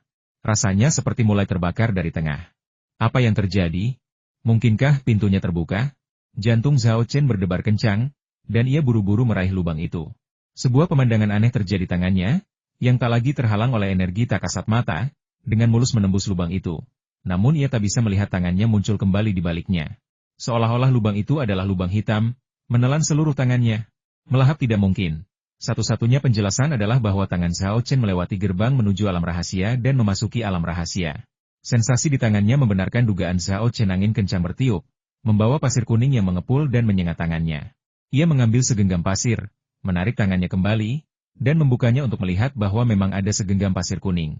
Sepertinya aku benar, lubang ini mengarah ke alam rahasia, kata Zhao Chen. Hao Li bertanya dengan bingung, bagaimana mungkin ada pasir di alam rahasia? Bukankah alam rahasia seharusnya menjadi tempat yang penuh energi spiritual, seperti negeri dongeng? Zhao Chen menjelaskan, yang kau bicarakan adalah alam rahasia yang belum ditinggalkan, tetapi yang akan kita tuju adalah alam yang sudah lama ditinggalkan. Namun, meskipun alam rahasia itu terbengkalai, masih banyak harta karun di dalamnya, yang cukup bermanfaat bagi kita. Lagi pula, jika itu alam rahasia yang belum ditinggalkan, kita tidak akan berani masuk, karena mungkin ada makhluk abadi atau iblis yang tinggal di dalamnya. Begitu? Aku mengerti sekarang. Hao Li menggaruk kepalanya, agak malu. Lagi pula, ia seorang kultivator otodidak yang hanya mempelajari alam rahasia secara otodidak. Pengetahuannya tentang alam rahasia berasal dari forum-forum kultivator, tetapi forum-forum itu hanya menjelaskan seperti apa alam rahasia di masa kejayaannya, tanpa menyebutkan bahwa alam rahasia bisa runtuh. Itulah sebabnya ia bertanya seperti ini. Saat mereka berbicara, lubang di gerbang menuju alam rahasia telah melebar hingga ukuran maksimumnya, lalu mulai menyusut. Ini adalah sesuatu yang tidak diantisipasi oleh siapapun. Meskipun Zhao Chen telah mengantisipasi bahwa gerbang alam rahasia akan tertutup kembali setelah dibuka, ia tidak menyangka hal itu akan terjadi secepat itu. Ia buru-buru berteriak, cepat masuk! Cepat masuk! Pada saat yang sama, ia melangkah dan bergegas masuk ke dalam lubang, menghilang dari pandangan semua orang. Yingji dan kedua temannya bergegas menyusul, diikuti oleh Bone Woman dan Li Chenghao. Semua orang bergerak cepat, berdesakan masuk sebelum lubang itu benar-benar tertutup. Seketika, lubang itu tertutup sepenuhnya, dan seluruh dunia rahasia kembali ke keadaan semula. Adapun setetes darah hati yang berfungsi sebagai kunci, ia menghilang. Sementara itu, Zhao Chen dan kelompoknya berada di tempat yang sama sekali berbeda dari Gunung Changbai. Tempat ini luar biasa luas, sangat kontras dengan lorong rahasia sempit yang mereka lalui. Pasir kuning yang bergelombang menutupi seluruh langit, membuatnya sangat gelap. Di sekeliling mereka terbentang hamparan pasir kuning yang tak berujung. Seandainya mereka tidak tahu sebelumnya bahwa ini adalah dunia rahasia yang terbengkalai, mereka pasti akan bertanya-tanya apakah mereka telah diteleportasi ke gurun yang luas. Zhao Chen menoleh ke belakang, tetapi tidak ada jalan rahasia di belakangnya, hanya hamparan pasir kuning yang tak berujung. Namun, di antara pasir kuning itu berdiri sesuatu yang menyerupai pos jaga, yang tertutup pasir kuning dan tak terlihat lagi. Menara gerbang ini pastilah pintu masuk ke alam rahasia yang baru saja mereka lewati. Sepertinya setiap orang yang melewati lorong rahasia dan gerbang menuju alam rahasia akan diteleportasi ke tempat ini. Gumam Zhao Chen. Tiba-tiba, sebuah pikiran terlintas di benaknya, dan ia memanggil yang lain. Bagaimana kalau kalian membuat susunan sihir di sini? Ide bagus. Cheng Haoyu yang pertama setuju. Begitu para pencuri semut memasuki alam rahasia, mereka langsung diserang oleh susunan sihir. Mereka tidak punya tempat bersembunyi dan tempat berlindung selain menerima serangan. Sekalipun kita tidak bisa mengalahkan satu atau dua dari mereka, kita masih bisa melukai mereka dan melemahkan kekuatan mereka. Yingji dan Haoli pun menyatakan persetujuan mereka, dan siluman rubah pun memuji. Lumayan, anak muda ini cukup licik, kau baru saja menangkap 3/10 dari esensiku. Zhao Chen membuka cincin penyimpanannya, memeriksa sisa materialnya, memilih satu batch, dan memasang susunan sihir 7 tautan di menara gerbang, yang disebut susunan bencana biduk. Meskipun susunan ini tidak sekuat formasi pemusnahan abadi geng surgawi, tetap saja cukup untuk menghajar para pencuri semut. Zhao Chen masih merasa menyesal dan mendesah. Sayang sekali kita tidak punya cukup bahan. Kalau tidak, kita bisa memasang versi yang lebih baik dari formasi pembasmi abadi geng surgawi di sini, menggunakan metode mereka sendiri untuk melawan mereka, dan kita jamin semua pencuri semut itu akan terjebak di sini, tak bisa bergerak sedikit pun. Semua orang memutar mata mereka, karena apa yang dikatakan Zhao Chen terlalu sok. Setelah dia selesai menyiapkan susunan sihir dan merapikannya, semua orang bertanya, jalan mana yang harus kita tempuh? Zhao Chen menatap ke kejauhan, bingung harus kemana. Ia bertanya pada Li Chenghao, tetapi sayangnya, Li Chenghao sudah lama lupa bagaimana ia menemukan jalan setelah memasuki dunia rahasia. Tepat saat semua orang hendak secara acak memilih arah untuk dituju dan melihat-lihat, kucing putih yang sedang meringkuk tidur di bahu Zhao Chen tiba-tiba membuka matanya, melompat ke pasir kuning, dan berlari liar ke arah barat daya. Ikuti si putih kecil, seru Zhao Chen, lalu berlari mengejarnya, hatinya dipenuhi sukacita. Kucing putih itu punya insting yang sangat kuat terhadap harta karun, mungkin ia telah menemukan sesuatu. Saat Zhao Chen dan rekan-rekannya melintasi pasir kuning di alam rahasia, Ratu Semut dan 7 semut prajuritnya, yang dipimpin oleh tikus iblis pemburu harta karun, tiba di dekat lubang dalam yang mengarah ke alam rahasia. Indra penciuman tikus pemburu harta karun yang tajam mampu mendeteksi dunia rahasia dan harta karun, tetapi tidak dapat mendeteksi susunan sihir dan jebakan. Sesampainya di sana, ia langsung menggali lubang dalam yang tersembunyi di semak-semak, tetapi tiba-tiba mengaktifkan susunan matahari emas yang telah diperbaiki Zhao Chen. Dengan gemuruh teredam, susunan sihir itu diaktifkan, dan sinar keemasan yang tak terhitung jumlahnya memancar, melesat ke arah tikus iblis pemburu harta karun yang telah memasuki susunan sihir dari segala arah. Tikus itu begitu ketakutan hingga mencicit dan buru-buru mengaktifkan energi iblisnya, membentuk lapisan pelindung di tubuhnya. Cahaya keemasan yang terpancar menghantam baju zirah iblis, menciptakan suara gemuruh yang terus-menerus. Dalam sekejap mata, baju zirah iblis tikus pemburu harta karun itu hancur berkeping-keping. Meskipun berhasil mundur tepat waktu dan lolos dari susunan sihir, ia masih terkena beberapa sinar cahaya keemasan. Cahaya keemasan ini mengandung suhu yang sangat tinggi, membakar tikus-tikus pemburu harta karun itu sedemikian rupa sehingga mereka menjerit kesakitan, dan asap serta api mengepul dari tubuh mereka. Melihat hal ini, cacing tanah dan yang lainnya buru-buru bergegas maju untuk membantu tikus iblis pemburu harta karun memadamkan api, tetapi dihentikan oleh Ratu Semut. Jangan ke sana. Ini bukan api biasa, melainkan api surgawi gagak emas. Cara biasa tidak dapat memadamkan api ini, dan akan menyebar ke tubuhmu. Sekalipun kau tidak terbakar sampai mati, kau akan terbakar parah. Mendengar ini, cacing tanah dan semut prajurit lainnya berhenti, terlalu takut untuk mendekat. Namun, tikus pemburu harta karun itu menjerit dan menerjang Ratu Semut, mengejutkan cacing tanah dan yang lainnya, yang berteriak ketakutan, Ratu Semut, awas! Sang Ratu Semut tidak menghindar maupun menghindar dari tikus pemburu harta karun yang menyerbu ke arahnya. Ia hanya mengangkat tangannya membentuk segel tangan dan memuntahkan seteguk darah. Begitu darah keluar dari mulutnya, ia berubah menjadi hujan darah, memadamkan semua api pada tikus iblis pemburu harta karun dengan suara mendesis. Terluka dan ketakutan, tikus pemburu harta karun itu menolak untuk melanjutkan pekerjaannya, hanya berkokok tanpa henti di sekitar Ratu Semut. Ratu Semut mengamati susunan cahaya keemasan di bawah terik matahari. Senyum mengembang di bibirnya. Ini dia. Kemudian ia mengeluarkan sebuah kuil dari cincin penyimpanannya, membiarkan tikus pemburu harta karun itu berubah menjadi energi iblis dan kembali beristirahat. Cacing tanah bertanya dengan hati-hati, Ratu Semut, Apakah Anda mengatakan bahwa alam rahasia yang kita cari ada di sini? Benar. Ratu Semut mengangguk, mengangkat tangannya untuk menunjuk ke arah semak-semak di tengah susunan. Ini bukan susunan sihir biasa, melainkan susunan matahari emas tingkat surgawi. Orang yang memasang susunan ini jelas seorang abadi, dan juga mantan penguasa alam rahasia ini. Selama berabad-abad, kekuatan susunan ini telah sangat berkurang. Jika tidak, tikus iblis pemburu harta karunku tidak akan hanya terbakar, tetapi akan terbakar menjadi abu, tubuh dan jiwanya. Semak-semak itu adalah pusat susunan matahari emas, dan pintu masuk ke alam rahasia itu pasti ada di sana. Hebat! Sorak ketujuh semut prajurit itu serempak. Ratu Semut memanggil seekor semut prajurit dan berkata, "Penghancur tanduk rusa, di antara semut prajurit, selain kematian rumput, kaulah yang paling mahir dalam susunan sihir. Coba pecahkan susunan matahari emas ini." Baik. Lu Jiaojie membungkuk dan menerima perintah itu, mengeluarkan alat-alat seperti penggaris dan kompas, lalu mulai mengamati dengan saksama situasi Golden Sun Array. Jika susunan sihir ini masih berada di puncaknya, tentu saja ia tak akan mampu menghancurkannya. Namun kini, susunan sihir itu telah menyusut hingga hanya 1/10 dari kekuatan sebelumnya. Selama ia menemukan metode yang tepat, ia yakin ia pasti bisa menghancurkannya. 20 menit kemudian, ia punya rencana. Ia menyimpan penggaris, kompas, dan peralatan lainnya, lalu mengeluarkan jimat, paku roh jahat, batu penekan 5 elemen, dan artefak magis lainnya. Ia membagikannya kepada 6 semut prajurit lainnya, menjelaskan cara penggunaan dan tindakan pencegahannya, serta menginstruksikan mereka untuk mengikuti perintahnya. Kemudian, mereka melepaskan bahan-bahan ini ke lokasi yang telah ditentukan. Akhirnya, ia berkata dengan bangga, susunan cahaya emas bercahaya masih utuh, tetapi kekuatannya telah sangat berkurang karena diabaikan dalam jangka panjang. Sepertinya serangga-serangga kecil itu belum menemukan tempat ini.